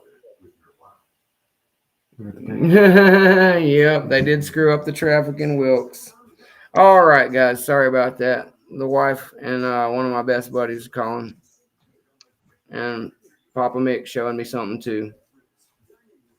All right, I'm back, Chuck. Sorry about that. Oh, not a problem. Either way, the wife says hello, Chuck. Which I guess you heard anyway. But anyway. See, you're basically family now, Chuck SOUP. The wife knows you and everything. But yeah, I prefer the Apex McTickler over the 44 Delta handle. No, I've actually heard several people say that. I know it's not the exact same McTickler, and I've heard a few people say what you just said that have both. Yeah, see here? That's very interesting. I don't know how well you can. It's bigger, right? The one on the Apex. Well, let me pull it out of the 44 Delta handle so that I can get it get them closer together. Oops. Yeah, I forgot you had both, Chuck. I don't have an Apex to try myself, so there's a possibility everybody out there. There is a possibility I would like it better, but in my mind, I've got my Jimmies, I've got my Delta handle Reapers. I like it that way. Maybe I'm missing something. Maybe when I get an Okay, well, Apex. look, as you can see, to put them tip to tip and you turn it sideways. Now, if I put the handles together, Yeah, the depth looks different, and it also see, I mean, looks. look at how longer it is. It doesn't have that little dip. Oh This one does wow, have yeah, one of them's advantages more. over this one. I mean, There's but there's one. a There's more of lot a of difference reach. between the two. There is. And It looks like a I like lower this reach. one. I like this one a lot better than this one for most cases. I think I would too, based However, on what I'm this one looking at. sucks trying to put it in my case. See, this is my EDC case here, Right, and right. You've shown me before. I love the that handle case. sucks, but the Reaper just slides right in with no problem. Oh, of course. That's one of my problems with it too. I really wish that they had made a case or even a roll, you know. I mean, I know they've got the big cell phone block looking Yeah, OtterBox case, but yep, that's what the yeah, Apex came in, and I, then I I don't I jerry rigged don't that my dislike it. Reaper I saw you set. had modified it for the Reaper. I like that way better. They should have But hired yeah, you, Chuck. Mhm. but you see here what I mean by I mean, I like this one a lot better, especially sitting here, you know, at my bench. This one is nice. I really do like it for EDC, but I like this one better for most picking because look at the difference in the lengths. Yeah, This one's a good quarter-inch longer, I think with the and added length it's a and little the lack of wider. the swoop and the width, I'd like it better. I think I'd be with you on that one. Uh, I mean, so they're, in my opinion, they're both called the McK Tickler, but they're two different picks I can't that have believe their that advantages and disadvantages. I can't believe That they didn't give it a slightly different name like Deluxe or something, you know? It's not the same pick. I don't think so. I've seen multiple people say the same thing. It really isn't. Like Now, one's representative of the other, but they're not close enough to call it the same profile. okay, well then, when you put it in the 44 Delta handle, if I can get good in it, there we go. I'll stop grabbing everything else. But you put it in the 44 Delta handle, and well, you've got the 40. So you've seen this. You have this, Yeah, right? I've got one of those. Okay. Now it makes the pick a lot longer overall, but the shaft is still.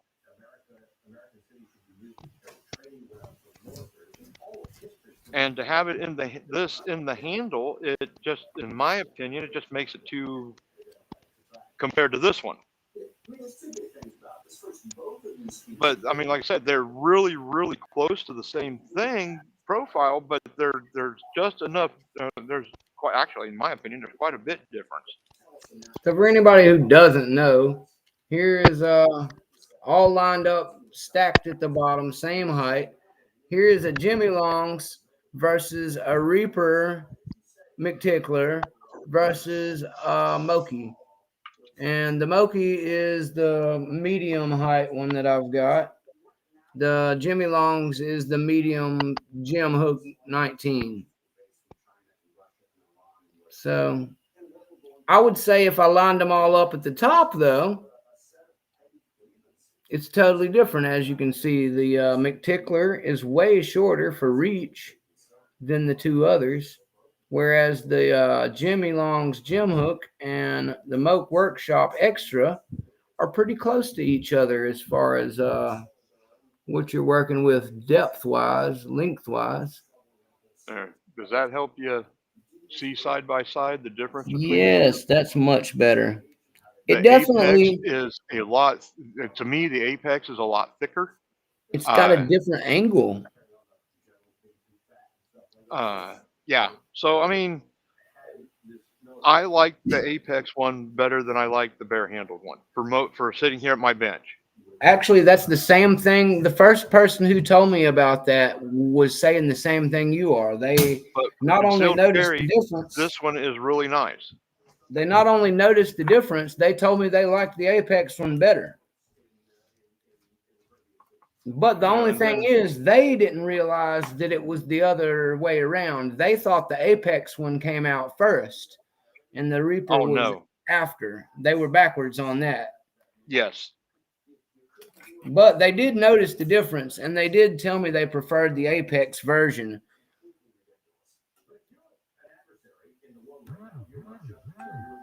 and Oh, well, then I yeah, do. Scooby, I agree with you there. Mustang, a Ford Mustang these days, that's like a hatchback Civic too, Scooby. Have you seen the new hatchback Civic? The fact they would call that a hatchback makes me want to slap somebody. Okay, Having a something having a curved hatchback. window in the back does not a hatchback make. Okay, the only hatchback I ever owned was an '82, I believe, That's a real Mustang. hatchback, whatever it is. Yeah, '82. Oh no, that's not true because I had the '76 AMC Spirit, which was a hatchback. Yep, those are real hatchbacks, though. And then it was pretty sure it was an '82. It might have been an '83 hatchback Mustang. Yeah, the And then Mustangs back then were more of a hatchback. They I had a traded real it hatch for a on them. Regal. Yeah, I traded it for a Regal. The guy wanted oh man, he gave me a nice Regal. Swapped it even up because No doubt. something about the year the Mustang I had, uh, he was He was able to just put a he was just 3.0 something or other. Oh, okay. It had room to drop a bigger engine in it. Yeah, he wanted that particular Mustang. And I can't remember. This was good God, Well, sure. I 50 got you. years ago. Well, maybe not. This was like 30 plus years ago, and I don't know a whole lot about cars to begin with. That's all right, And but Chuck. You he don't told me have to. exactly why, and he said I'll give you this Regal, and man, I had that Regal for forever. That was a nice little car. The only thing I didn't like about it was the air shocks in the back. Yeah, I remember air shocks. They could be a pain in the butt for a mechanic a lot of times. People with Oh, those they Lincolns, man, people forget to turn them on and off. Somebody will come mess with one of those Lincolns and forget to switch the switch and blow both the airbags in the back, and then it's dragging ass for the rest of its life till you put the spring kit in it or well, replace the airbags.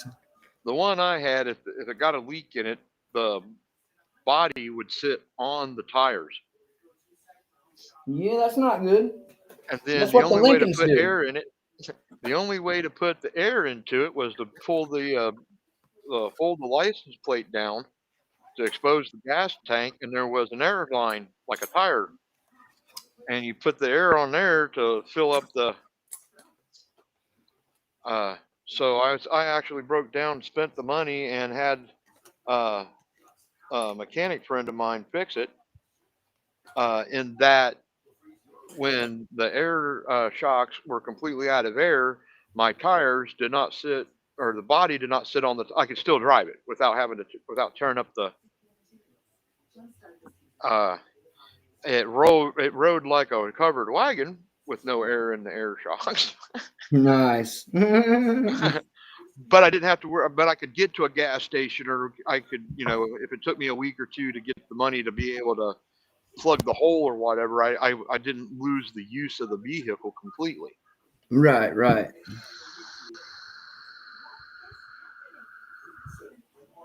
Still And just I ended up. checking this out, guys. Looks like some grubbing was going on, or maybe it was just meant to be screwed out looking here, but there's definitely some milling going on in these bad boys. I'm gonna have to show you. I'm glad I decided to gut this bad boy here because it is interesting. The Hogmaster definitely did some stuff in here. And I'm glad I've got my good camera tonight to show you. What a day. I'm glad to have good toys to play with. I was coming down the road on my phone because I was late to get back to the lab, Chuck. Yep, And I was here. you were here. Well, you remember then, and I did the old switcheroo, And I had no idea until coming down the road that I was going to be able to have Wi-Fi when I got home. So then I was really excited. Yep. You said, say thanks to Papa Mick. Yep, Papa Mick definitely got it back on. I'm stoked. You were here for it all, Chuck. I appreciate that, brother. I really do. You wouldn't believe how many people act like they're here and then say something to me that directly lets me know they either weren't paying attention or weren't here, which is fine, but I just wish they wouldn't pretend they're always here and then say things that prove they aren't. I wonder if they do the same thing with their wives. I bet they don't. Well, you can always tell somebody's been married for a few years when they admit to pointing the remote to their significant other and hit mute, Oh yeah, oh yeah. hoping it'll work. My wife wishes it would work on me. She'll tell you dead ass. She's not even gonna kid about that. She'll tell you she wishes she could cut me off all the time. And she's right. I don't have a very good mute button. See if I can catch these pins instead of flying them across the room tonight. Oh, there we go. There's one. Slide it out. Oh, and there's the spring. We got one. What the hell is that, Doc Hog? Holy crap. There's like little edges cut into the side of the fucking spool, dude. I've never seen that done by anybody. You guys are going to have to explain to me what the hell I just picked when I get this thing apart. You challenge lock makers are starting to make me look too good at this. You're going to have to send something better next time. Ooh. Ooh. You're gonna start getting level black challenge locks. Don't worry, guys. Mr. Inferno has already promised me he will have me screaming for mom pretty soon.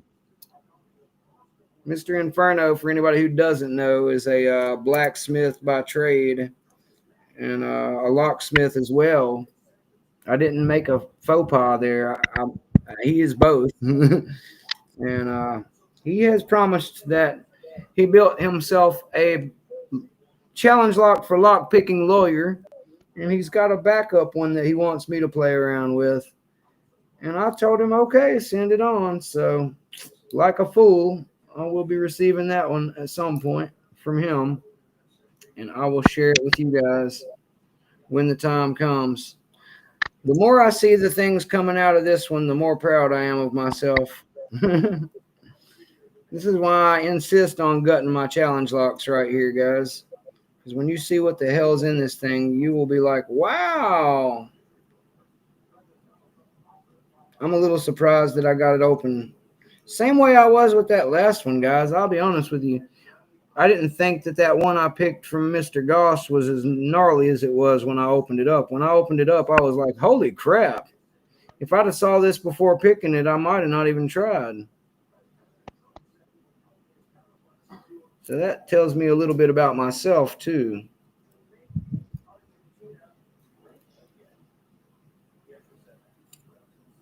Still, I am no ninja by no stretch of the imagination, guys. I struggle very often to get very average everyday locks open as far as, green and blue belts. I'm definitely not out here popping anything open in just a matter of 10 seconds and making anybody worry about the speed pick records. Bet you that. Mountain Mick's in no danger of taking a speed pick record anytime soon, guys. It's just not going to happen. Don't got to worry about me getting a speed pick record either. I had to do it for the camera like I always do, Chuck. I let that last spring take a dive. Oops! Every time.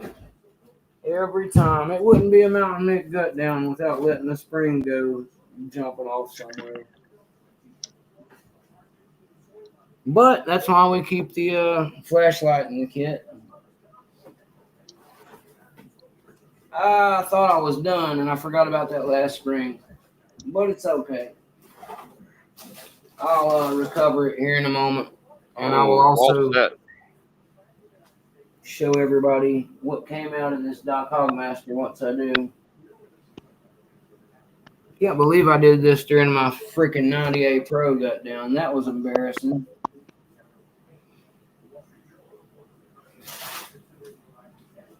Where did I put that flashlight? There we go. I know it didn't go far because I saw it hit my lap.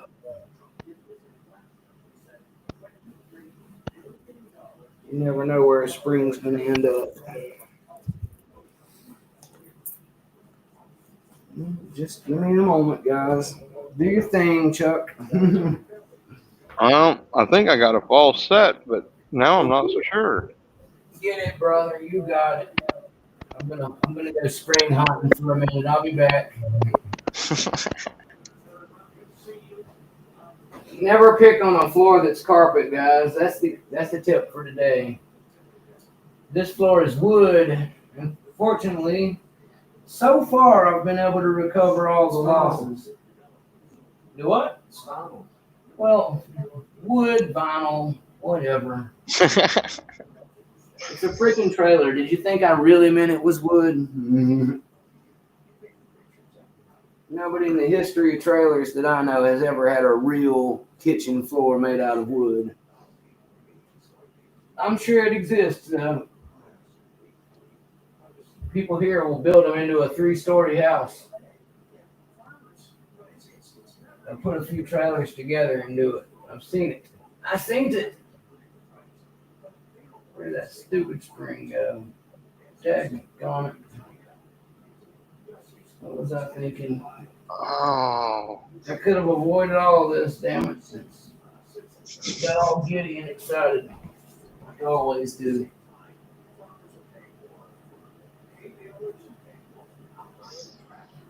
What was I thinking?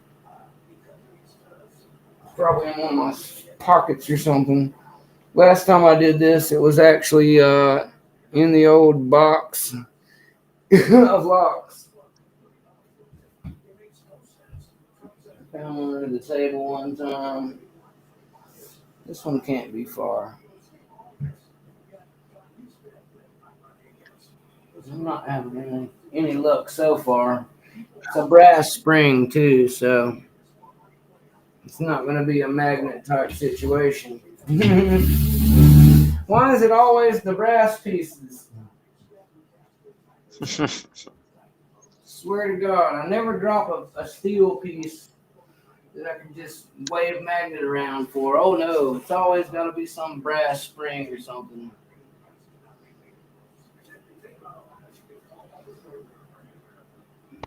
Damn.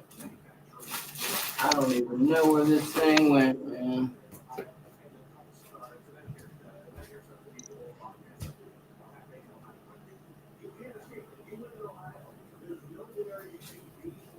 How far could it bounce? I've been amazed how far they can go sometimes too, Chuck.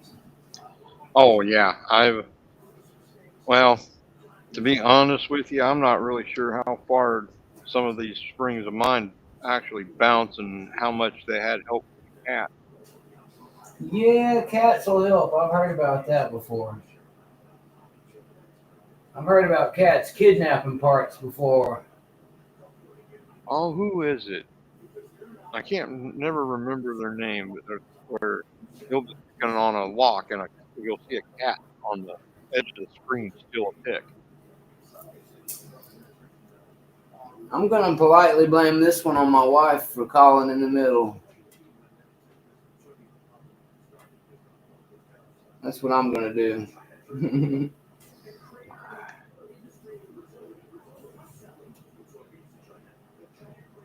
This damn copper spring. Chuck warned me. He said, you'll screw up somebody else's lock, Nick.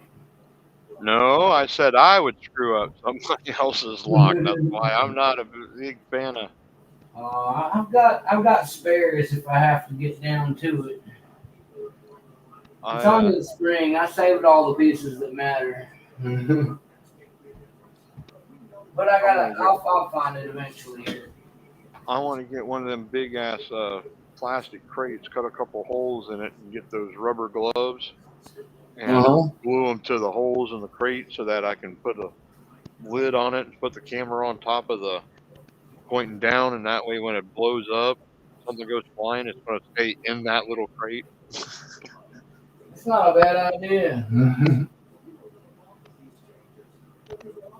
A lot of good innovation comes out of this. Where did this damn thing go? Okay. This I one. believe I'm still looking for this spring, man.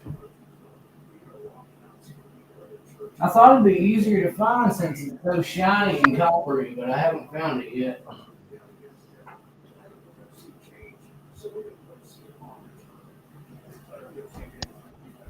I figured, oh, it's a bright, shiny copper spring.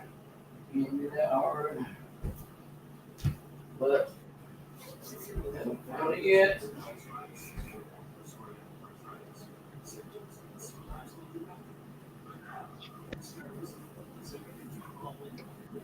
Where did it go?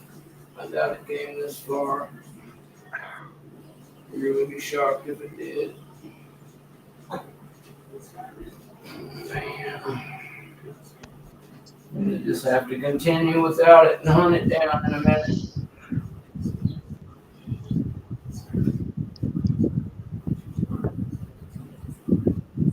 Checking Papa Mick's hair.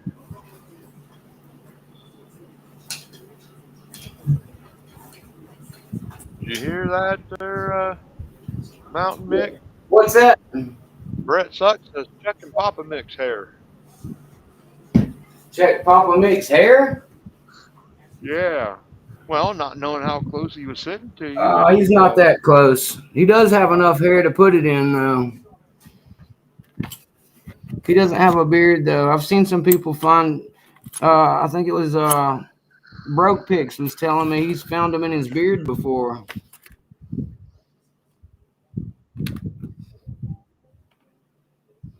Papa Mick's across the room at his computer, though. I don't think it made it that far.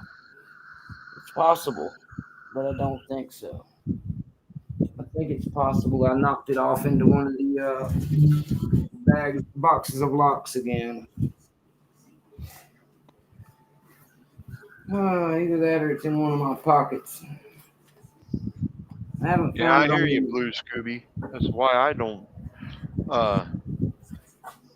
That's why I don't gut challenge locks, or like there's a lock chuck let me borrow some locks, and Lady Locks has let me borrow a couple locks, and I won't be gutting them. This one came from Lady Locks. Well, I might gut the one from the ASA from Lady Locks if I ever get it open. But she also sent me a dimple lock, and I'm too scared to open up a dimple lock until I get one that's actually mine. I've never gutted a dimple before, Chuck, and I got an idea I'm going to practice on my own a whole lot before I do anybody else's. Yes, but I want to get my D9 open before I go and open on camera and then gut it on camera right after that open, so that when I make a complete mess of it, people will be like, yep, that's why Chuck SOUP don't gut no locks. Just doing a quick shakedown on my box of locks. I actually found one that rocketed into my boxes that sit beside me last time. And I still haven't found this one little rogue spring yet. There's still a chance it's on the table too, but I doubt it. I saw it bounce off my leg, I believe, right before it went to wherever in outer space that it decided to go call home. See, it entered a different dimension, and it'll sit there for a few hours, and then it'll just appear on the floor out of nowhere. That's exactly right. Yep. That's exactly. Oh, I swear that's how some, because I'll be like, oh, I'm looking, look, don't see it nowhere, and then all of a sudden, boom, it's right in the middle of the way, and it's like, it wasn't there. You know it wasn't there. You know it wasn't there. I've seen that before, Chuck. I know it's a fact. Like, I know this wasn't here because I actually looked in this exact spot about 5 times. No possible way. When that exact spot is right in the middle of your workspace. Yeah, right. It's like, there's no way I would have missed it if that's where it was the whole time. No way. Check the bottom of my shoes really quick. I've found a few in the bottom of my shoes before. They're known for hanging out in there sometimes. Pop a couple cylinder locks here to make sure I haven't lost my mojo completely. Yep, you gotta get a quick, easy popper out here and there every once in a while just to make sure that you still know how to open one. It's not in that box. Not under this one. We're running out of boxes. So we're either about to find it or replace it. Well, you can always run out to the storage unit and grab a few boxes to add to the. That way you can search around more boxes. Oh, yeah. If anybody wants to send me a few more boxes of locks to lose springs into, DM me on Discord and I will send you Mountain Mick's address. I would love to lose something in your box of locks next. That's just so wrong. Yes, it is. Even as I said it, it felt dirty, Chuck. It's one of those where it's like, probably shouldn't have said that out loud. Yeah, exactly. That didn't come out right.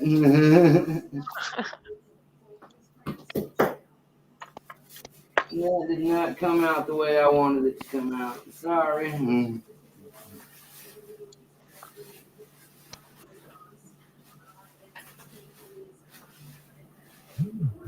I am no closer yet. Well, actually, that's not true. I'm closer. I just haven't succeeded yet. It goes back to that old joke about how it's always in the last place you look. Of course it's always the last place you look. What kind of idiot keeps looking after you find it? I do. And the only reason I do is so that I can honestly say it was not in the last place I looked. It's a good way around it, Chuck. Fight the power, Chuck. Fight the power. You just gotta do what you gotta do what you can, right? That's right, brother. It's hard to get a win against the man, so we take anyone we can squeeze out. Hey, I got that 410 open again. All right.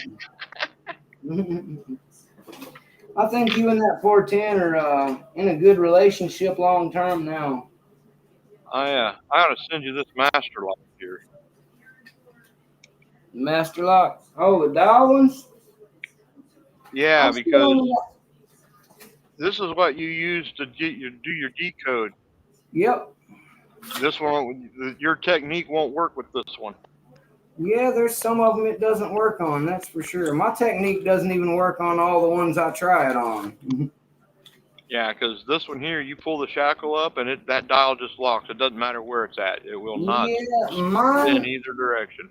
Mine's remotely like that. I had to find a sweet spot in it, and it still was not easy, I assure you.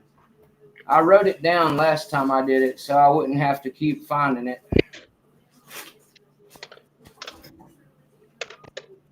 But yeah, I was trying to figure out what kind of lock to decode. What do they accept? What do they accept? And I was like, you know what? I got this one. I'll just film it, and if they don't accept it, I'll just find another one and film it.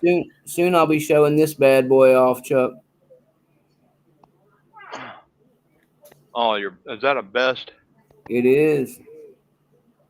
LFIC or SFIC? SFIC. I've got 2 of them. One of them's in the Oh, one it's of them's one of them's in a knob, and the other one's in one of the classic L knob kind of handles. I'm not sure what this. I'm guessing it was a deadbolt. I don't know. I just want to pick it to control so I can put it in a pretty body. Well, I don't have a pretty body to put it in, so I don't either. But once I get it out, once I get it out, I'm getting rid of these two. I'm getting rid of these 2 knobs once I get them out. I do have a couple of these from 44 Delta. Oh, the holders? Yeah, those things are pretty. I might get one of those printed up for me whenever I can get one of these out of here. Now, see, this best will go in there like that because of the way the inside groove is, but this Schleg won't. Well, hell, the Schleg's way too big. Right.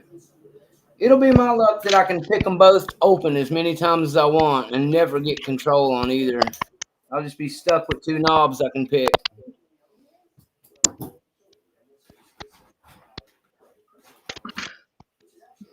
Damn it. I'm almost out of this fucking box and still no spring. That ain't wow, good. Baby Jesus, why? There's a spring in this room somewhere.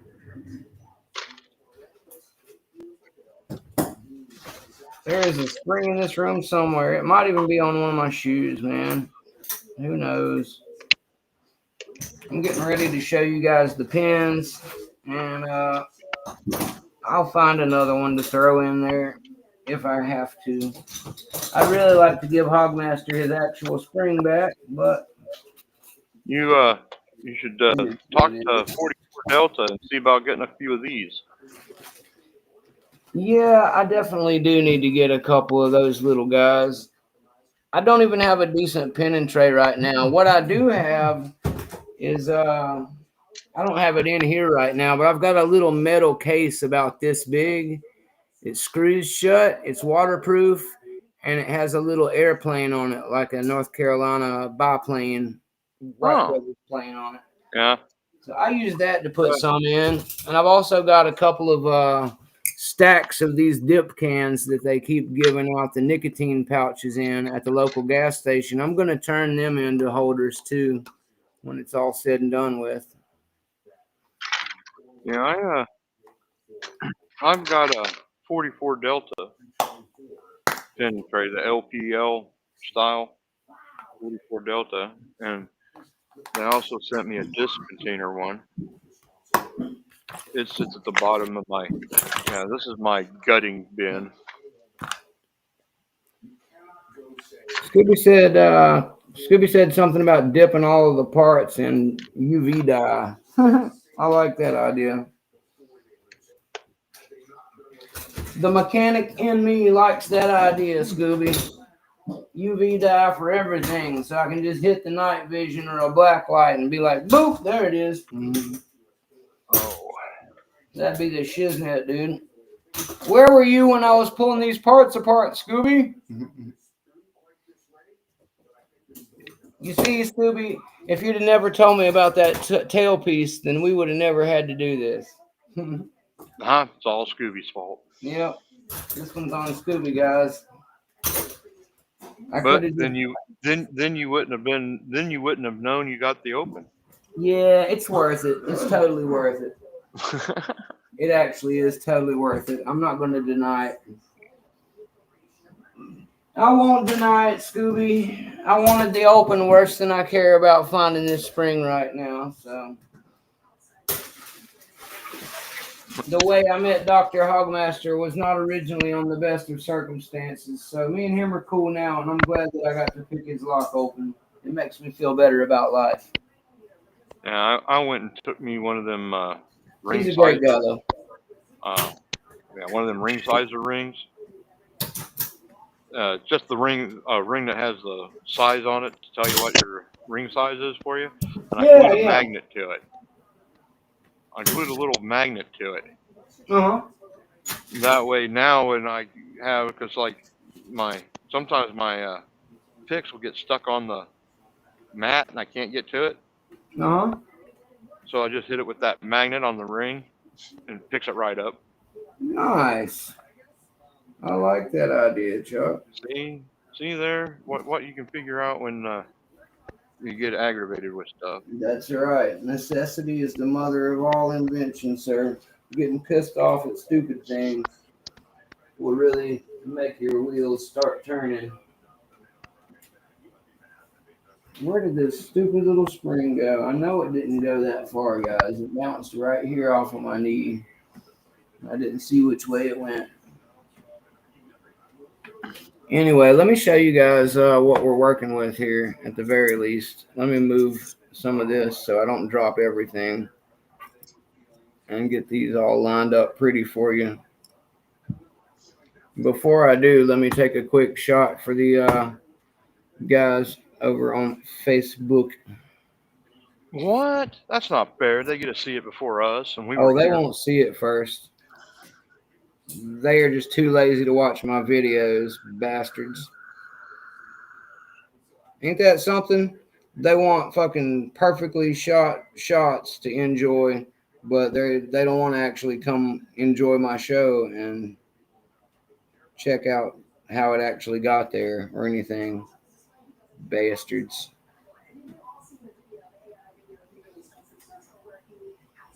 At least I took a picture for them of the Hogmaster lock. They complained. They cried a little bit last time because I didn't have an open shot. I was like, dude, I'm going to go back to my video that you could have watched, and I'm going to take a screenshot of the part where I opened it. You could always do a clip.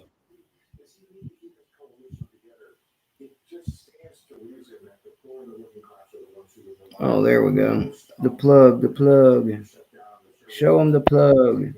What the hell? Are you saying, GT man, that my purple dotted leg is an LFIC, not an SFIC? That's what it looks like they're telling you, sir.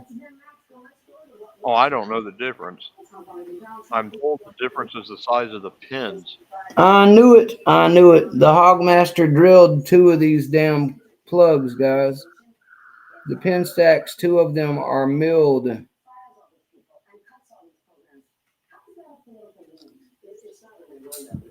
Number 2 and 3 have milling like a grub screw down inside them. Check it out, guys. Let me see if you guys can see this. Hard for me to tell what you can see because of the angle I'm at. Let me crank it back.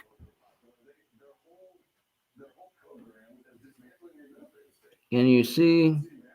Let me hit it with the flashlight. Maybe you can see better. Oh no, that just puts a big, huge glare on it. Sorry, guys. Maybe if you shined it inside to where the light comes out. Let me see how I can get this worked out better for you. The picture turned out good, but my laptop's already making me blind to see even what you were seeing. I can't see shit because I flashlighted myself. God damn it. Sorry, guys. I'm trying here. It's not really working out well.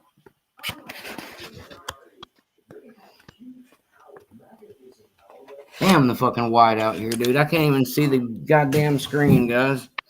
Are you talking about this one, G-Key man? There we go. Maybe that works better. Anyway, if you look, the second and third one have threads inside instead of just smooth shafts. It's a little hard to see. But number 2 and 3 have threads in them.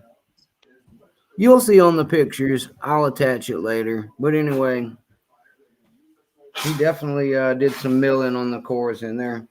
And here, let me show you the actual... Oh my God, you got to be shitting me. Chuck.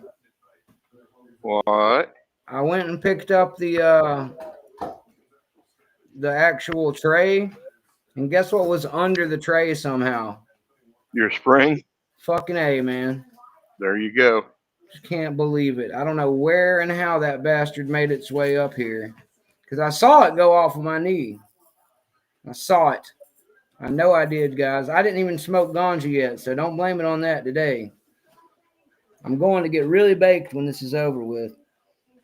Also, besides the fact that he milled those little drilling spots inside, see if you can see this, guys. The top of these 2 or 3 of them, if you notice, let me see. Let me get you a background here. The top of the pin itself has some little cuts, some vertical cuts in it to kind of make it grind against those little screw areas he made, I guess. It'll all be way more visible when I show you guys the up close personal shots that I took with the camera later. But I'm telling you, man, he did some crazy stuff to these, even worse than what Andrew did to his.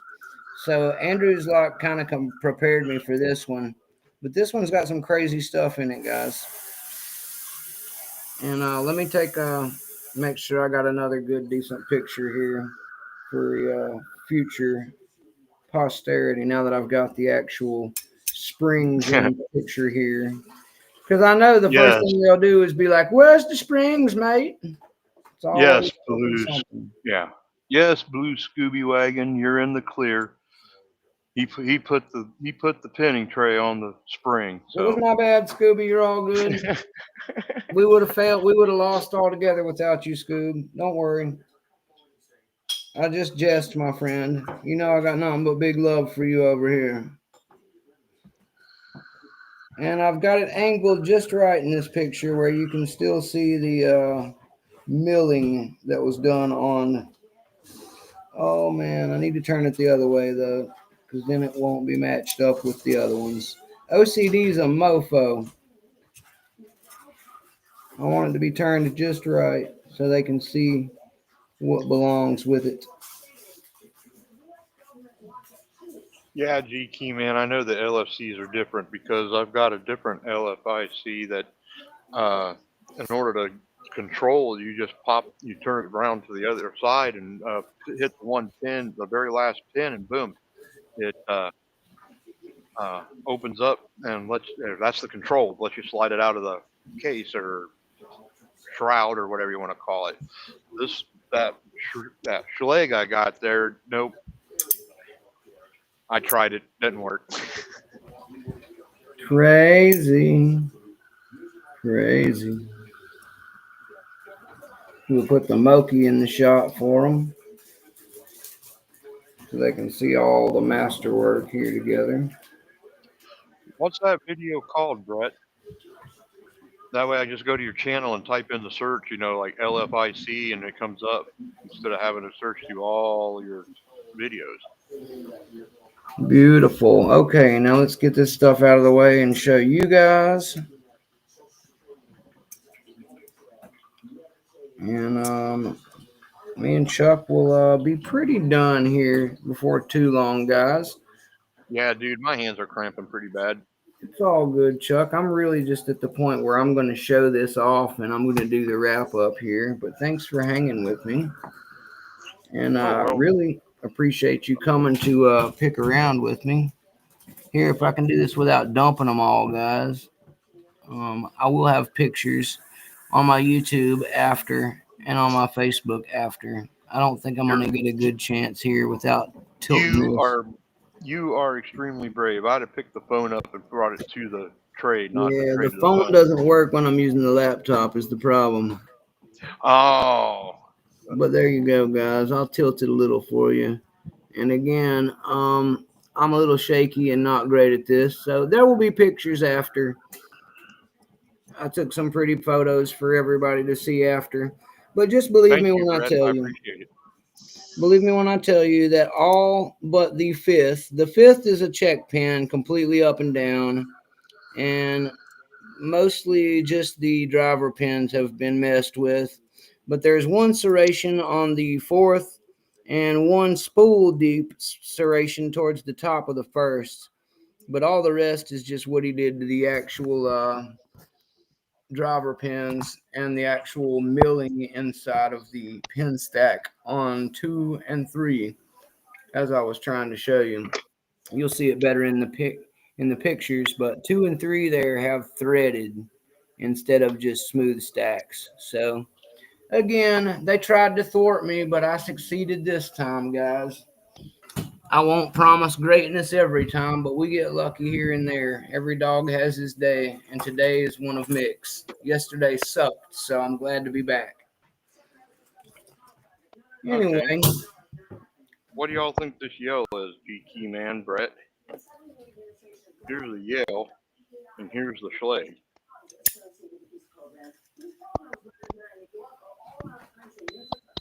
And then here's the best for comparison.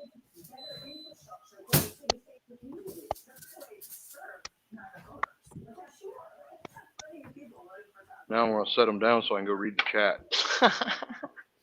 I had to turn this off really quick so I'd have your name up here, Chuck. I ran this whole fucking show with just the 250 sub giveaway thing up like an a-hole. Didn't even have my boy Chuck with his name up there. So now we've got your name up there properly. Chuck Soup, blue belt picker. Enjoy that shit. Yeah, I had to change that today before I logged in with you because it was still at green belt. This is my first live since I got the blue. Hello. Oh, well, congratulations, Chuck. I saw the day that you were awarded that. I was really stoked for you, man. You worked really hard for it like we all do, and you deserve it, my guy. So I'm happy to see you rocking the blue belt. I submitted my videos, and I was like, okay, well, to get the green, it took like 3 days. And it was like 10 minutes later, hey, you've been approved. I'm like, what? Sweet. Yes. Sometimes you just time it right. Yeah. Yeah, I was just putting a banner up for you, Chuck, that says thanks to Chuck Soup. Because I appreciate you coming on again to join me here tonight. Well, hello, Western Massacre Lock Sport. I got your name right this time because I can freaking read it. If I'm trying to pull it out of my head, nope. That's right. I'll call you Cheese Grits and NyQuil because I can't remember Western Massacre Lock Sport. We all call him Grits. He knows. Check this out, Grits. I picked another challenge lock. Yeah, buddy. This one's the Doc Hog Master. I slayed it and gutted it. You know how we do. And I struggled to bust the Kiss My Grits challenge lock. Yeah, you'll get it next time, Chuck. Well, I did have 2 opens earlier. Oh, yeah, you definitely did some quality picking, sir. It's not like you just came on here and did nothing. Let's not act like that at all. Well, I went and got my 2 cylinder locks and the Lotto to make sure I could still pick and haven't completely lost the skill. But earlier today, I got 2 other challenge locks. Right. Well, yesterday on my live, for anybody who didn't watch it, I tried to pick that Yale, I think, again. Maybe. I don't know. I've been picking on that one frequently. I've failed on that one lately. But anybody who's seen me touch those Yales knows that I have not picked either one of them yet. I've been getting my ass kicked by those Yales. I hate the keyways. That's what's kicking my ass, Chuck. I think seriously, I really hate the Yale keyway. If it was the same setup on any other lock, I would have had it picked 10 times over. But those Yale keyways give me fits too, brother. So I'm actually having Runesmith build me some more Euro style picks for that sort of thing. I've got my Mokies with my extra, and I've got my Jimmy Longs, which I'm going to get some flats in really soon. And I've got the flats in the modular along with all the other modular Jimmys. Not to mention I've got just the regular Reaper, and I've got a ton of Sparrows and SSDs and everything, but they're all 25s. The only Sparrows I have that's not a 25 is that 20 half diamond that you saw me using to start off with tonight. So I gotta get some smaller stuff from them. Otherwise, I'm not going to be able to keep going forward with any Sparrow stuff. And Ren Smith is going to make me some round tips instead of flats. I was originally going to have him make me some flats, but I already have a bunch of really good flats with extra shank on them since I've got the extra Mokies and the Jimmy Longs. So I'm going to have him build me some super sensitive, skinny style, Euro style rounds. And that is going to expand my kit a lot more. It's going to require me to become a better picker, but it's going to help a lot on those Yales and shit. So that's why I'm having him switch the game up and build me some really nice Euro style picks. You see the gutting on or the bidding on this, yo? Let me check it out. Hey, Pocket Women, we got P-Dubs in the house. Honored to have you there. Good day, Pocket Women. Glad to see you arrive on our channel here. Always an honor to have you. So thank you for dropping by. And thanks for the challenge lock and open and gutted. I have been on a bit of a streak lately. I had a really horrible day yesterday, as I was just telling Chuck, and managed to just take a beating on my Yales and something else. Let me check out. You still got that Yale, Chuck? Yeah, here's the key to that, yo. Sorry, I just wanted to say hey to P-Dub. She doesn't come through as much. She's on different hours than me. That's a blank, Chuck. You got a blank one, huh? Yeah. Nice. So are you going to turn that into something ferocious? Oh, I was thinking about making a challenge lock out of it. That's what I was hoping you would say.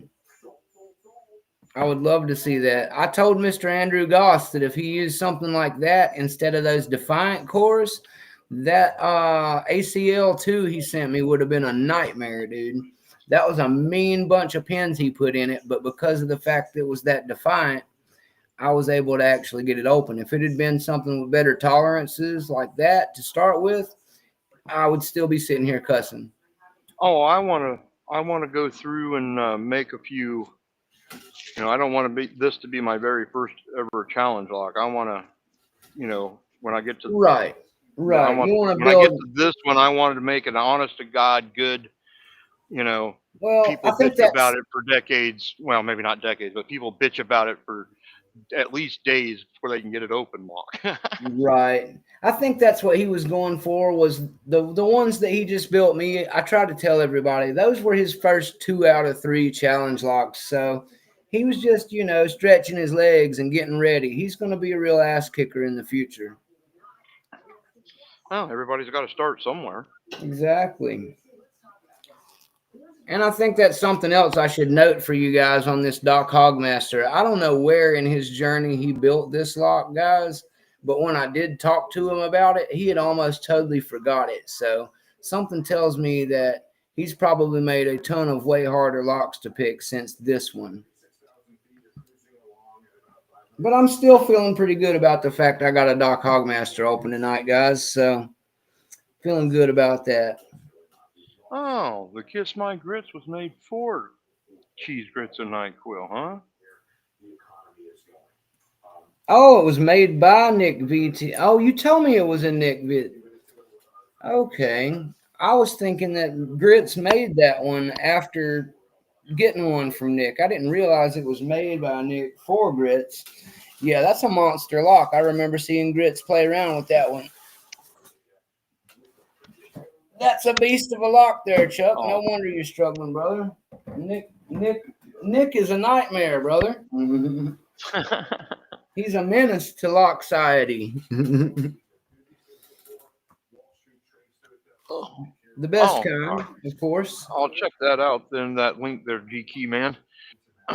Yeah, GK Man is going to drop you a Discord link. That's pretty sweet. Brett said he was going to drop one too, but I'm not really sure if G Key Man's link is the one Brett was going to drop, or if G Key Man's got. Is Brett still with us? Operative. I thought Brett had long since gone to bed by now. Well, he might. We must really be entertaining him. No, he's still in the chat up there. It looks like he must still be around. I don't know. Hopefully he ain't bored to tears and he's over in a corner crying somewhere. No, he doesn't cry very often. He's usually the one making people cry, from what I see. Well, but that's what I said. If we bored him so much he's crying in a corner, that's Lord, I hope not, because if so, then he'll be wreaking havoc on all the people in the Discord servers. You can bet that. That's one of the reasons we try to keep him tied up here watching us. oh. Cuts down on moderation. Gonna have to take me a painkiller. Yep. Back's killing me again. I took my medicine right before we started, Chuck. Otherwise, I'd be in a world of hurt too. So I can relate, sir. But yeah, I think me and Chuck are getting ready to put the old kibosh on this one, guys. I think we're gonna wrap her up and put a bow on it and say it was good and call it a night. Why, thank you very much, Pocket Woman. That's the one I'm probably going to stick with, at least for a while. I might find one that I like better. It does look fantastic. My wife's a big fan of it as well, Chuck, as I know I've told you already. Yeah, she's told me. Yeah, I thought she did. It was a couple lives ago, but she told me. Yep, she drops in from time to time. I got to call her back too. I just remembered. I'm glad we're thinking about that. Well, I've got a bunch of the animated ones that I've been dropping at the end of my videos. Yeah, I've seen a couple of them. She likes the animated ones too.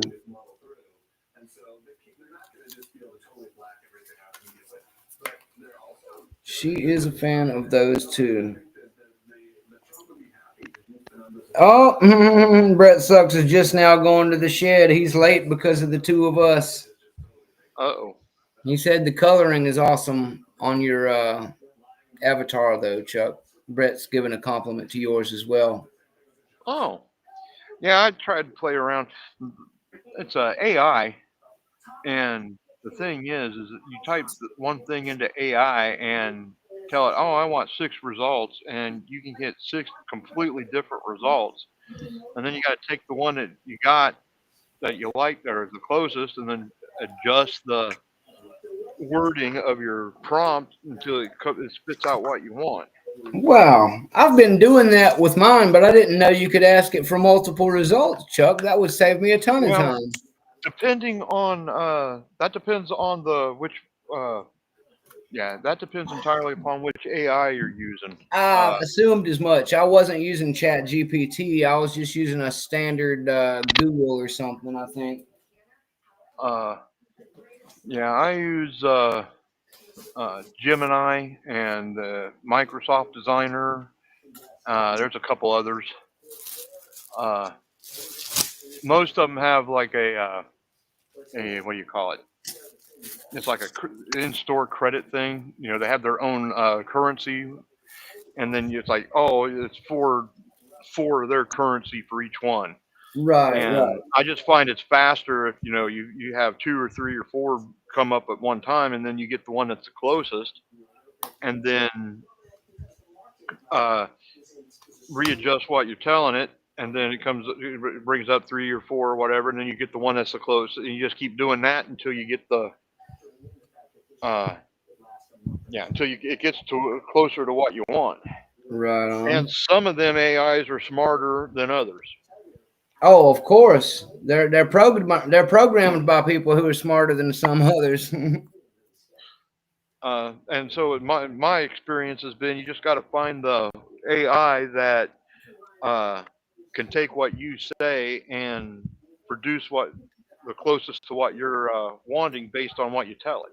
Yeah, I struggle with some of them just because of my accent, so I'm sure it varies on input as it is. Cheese Grits, if you're that destined to get online, sir, you can jump in, and I've still got to put this lock back together. Or you're welcome to kick off a Cheese Grits one, and I will do the bunny hop from my chat to yours, sir. Whichever you prefer, I am down with. I feel I'd be cheating you. I like this one better because it's not nearly as dark as my previous ones, which is one of the reasons I like it. I figure it'd go on like a coin or a chip a lot easier than because I got some stickers on my old one, and they're just so dark. Yeah, they get dark pretty easy when you start using purples.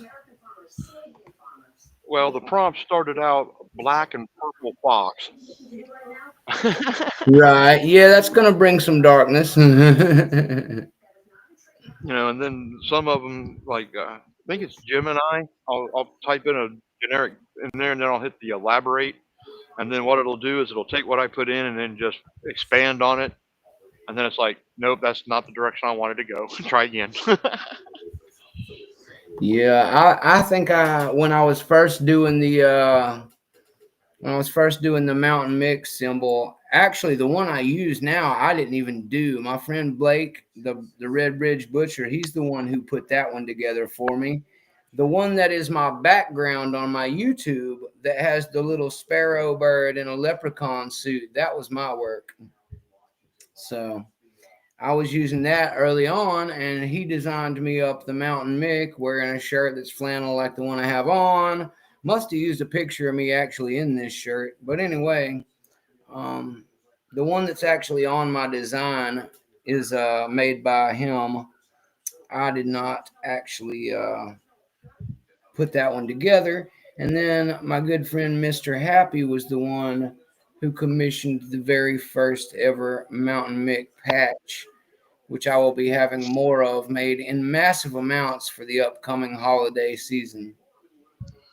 So look forward to that, people. There will be some Mountain Mick patches and sticker swag coming in the very near future.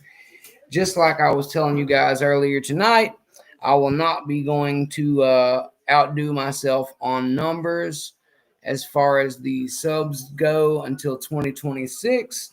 We jumped up from 250 to almost 400 during my 250 sub run month. So I've decided for the holidays, as soon as this one ends, I will be announcing during the wheel spin on the 5th, the contest that I was teasing and talking to you earlier tonight, Chuck. We will have our Locktober Halloween big extravaganza, which will involve doing a video in costume or with your hands in costume, as it were, and eating some of your favorite Halloween candy while picking whatever lock you choose.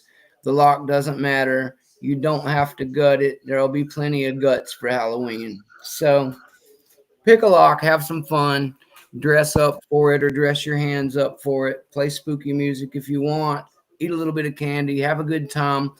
One entry per person, and we will do a big wheel spin at the end. The winner will end up getting probably a slasher set from Sparrows and maybe some candy and whatever other goodies I can throw in along with it. And then I will have my birthday on the 11th, about a week or two later. So we'll start a November one for that. And we will run that one on in through December and then recycle on into having a holiday, Christmas, New Year's one after that. So I got 3 big contest giveaways basically coming monthly for the rest of the year. And that's what we'll be looking forward to here on Mountain Mick.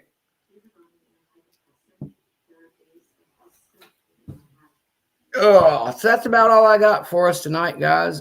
Chuck, if there's anything else you want to do or say, let me know. And Oh, if I'm anybody, good. I gotta let alrighty, my hands uncramp. I hear that. Well, I don't know who's going live or what later tonight, guys. If you're lucky, Mr. Dean P is a pretty late nighter sometimes. I haven't spoke to him today, so be on the lookout for his ghoulish face. You never know when Dean's going to throw a random curveball live at us. And the rest of the lock sport world, I'm sure, is on standby from waiting on me and Chuck Soup to finish doing our thing. So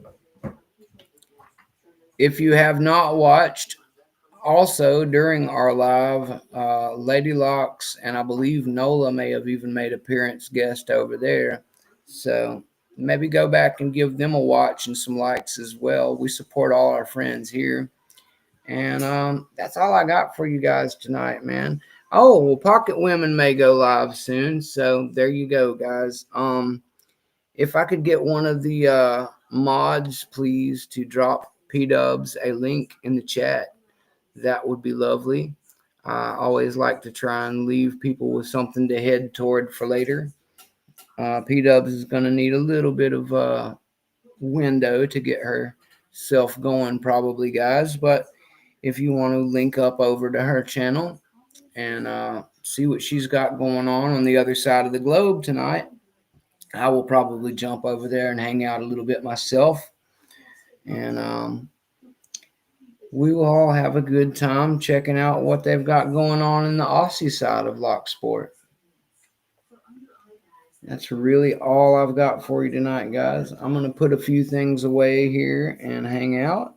You're always welcome, P-Dubs. Thank you for dropping by. It's always nice to have the legends in the chat, and you certainly are one of them. Let me see here. Where did my box go for this? But yeah, guys, we will get ourselves a Pocket Women link going here in a second, even if I have to do it myself. I'm not sure if I've... Oh, sorry. GQ Man, quick on the draw, guys. There you go. There's a nice link for you all to the Pocket Women channel. P-Dubs will be handling our next live entertainment for the lock sporting evening. Shaka for Yin Yet. Thank you, Yin Yet, for dropping by as well. Blue Scooby Wagon, thanks again also for all your encouragement and support, brother. I would have totally screwed up that Doc Hog Open tonight if you hadn't told me that my tailpiece was just jammed. So I'll remember that next time too, Scooby. That's the thing about Mountain Mick. I do learn to not repeat mistakes unless I'm purposely repeating mistakes. So I will remember in the future when I get that deep of a roll to check out my tailpiece and make sure I haven't just blocked myself with the vise. See what experience does, guys? I bet Blue Scooby's had that same thing happen to him before, and he saved my arse tonight. So thank you, Blue Scooby, for that fine piece of knowledge to save me from cranking back my win. Yep, P-Dubs is going to need about 45 minutes to go live, guys, but you have the link there in the chat. That will give you the way to find her channel, and it is 11:40-ish now, so just give her a little time. You know, you can't rush greatness, and you never will rush a woman, so give her time to get her things up and going, and we will have a fantastic time hanging out over there with her. Thanks for dropping by, everybody. Thank you, GQ Man and Blue Scooby, for the support, as always. Cheese Grits, thanks for dropping by, brother. I know that you were at work. I hope you enjoy some of the replay. Thankfully, because I restreamed tonight, the replay will be up immediately instead of making you guys wait until late tomorrow for it. Let's see. Brett Sucks, thank you for being here tonight as well. I hope you make it to the shed and have some fun tonight, sir. Always lovely to have you on board, Brett. Thanks for supporting me as always. Terrafon, Big T, thank you for coming to support as well. I appreciate you being here and reminding us to take our breaks with our hands when we get tired so that we don't do long-term damage. Terrafon's really big on that stuff, guys, and I think that he's completely right about it. Don't overpick today or you won't be able to pick tomorrow. So save some of that picking for the future when you start feeling the burnout. Delbert, thank you for coming in and out a few times. I appreciate you being here, sir. Always love seeing my boy Delbert hang out. I still got a package to put together and get out to you, Delbert. I have not forgot. Swamp Picker, Nola, thanks to both of you. I love when my Dirty South boys come out. Nola was on point for the trolls early on. I always appreciate him being here for that. And Swamp was the one who has helped me to obtain mountainmick.com. So looking forward to that in the future. Thanks, Swamp, for helping hook me up with that. Porter Tradecraft, thank you for stopping through tonight. Lock Spaz already went to bed earlier, but Spaz is one of my OG A1 Day 1 friends. Appreciate Lock Spaz dropping by tonight as well. To everyone else that I may have forgot to mention or who was here earlier, thank you for coming by. Cheers, Swamp. You guys have a great night. Shlanta, cheers. and get yourself a Friday evening adult beverage, or if you like to twist the left-handed cigarette, smoke them if you got them. Mountain Mick will surely be back probably tomorrow for some more picking and fun. Um, you will have Pocket Women P-dubs to watch here in a little while. And if you'd like to fill that space with some picking, you can always check out the replay on some of mine that you missed. Or, as I said, Lady Locks and Nola did a little co-streaming earlier. So I would say maybe go back and check that one out. That's probably what I'll do until I get over to P-dubs. Anyway, guys, that's all I got for you tonight. Looking forward to all of the big extravaganzas of holiday picking we have going forward. Another big thank you to all the dog pack in the house. Woof, woof. And also a big thank you to Mr. Happy and the Brass Man Shackle Bunny Brass Women Initiative. We will get some calendars made up, guys. It's going to rock. And thank you again to my man Chuck Soup, who is always welcome to come back on the channel and always have a great time picking with him. Chuck, you're an awesome 100% great guy, dude. Love having you on here. You deserve all the best in life, sir. You really do. That's all Mountain Mick's got for you guys tonight. Me and Raph are going to try to find something to eat, something to get into. I think I got a little leftover Japanese food. Yeah, Raph, that's right. Teriyaki chicken and rice. Kodo's Wilkesboro, thank you for that. I'm about to get down on some of that and maybe do a little burning and chilling. So I'm going to have a wonderful evening. I hope you do the same. This is about the part where the shakas ride out and Mick hits the big red button. All right, guys? So be blessed. Try to go to church on Sunday if you can. Pray for your immortal souls because you've been picking and having too much fun. I'm kidding, guys. But have a great weekend, and I'll probably see you tomorrow anyway. Love you guys. Mountain Mick's out of here.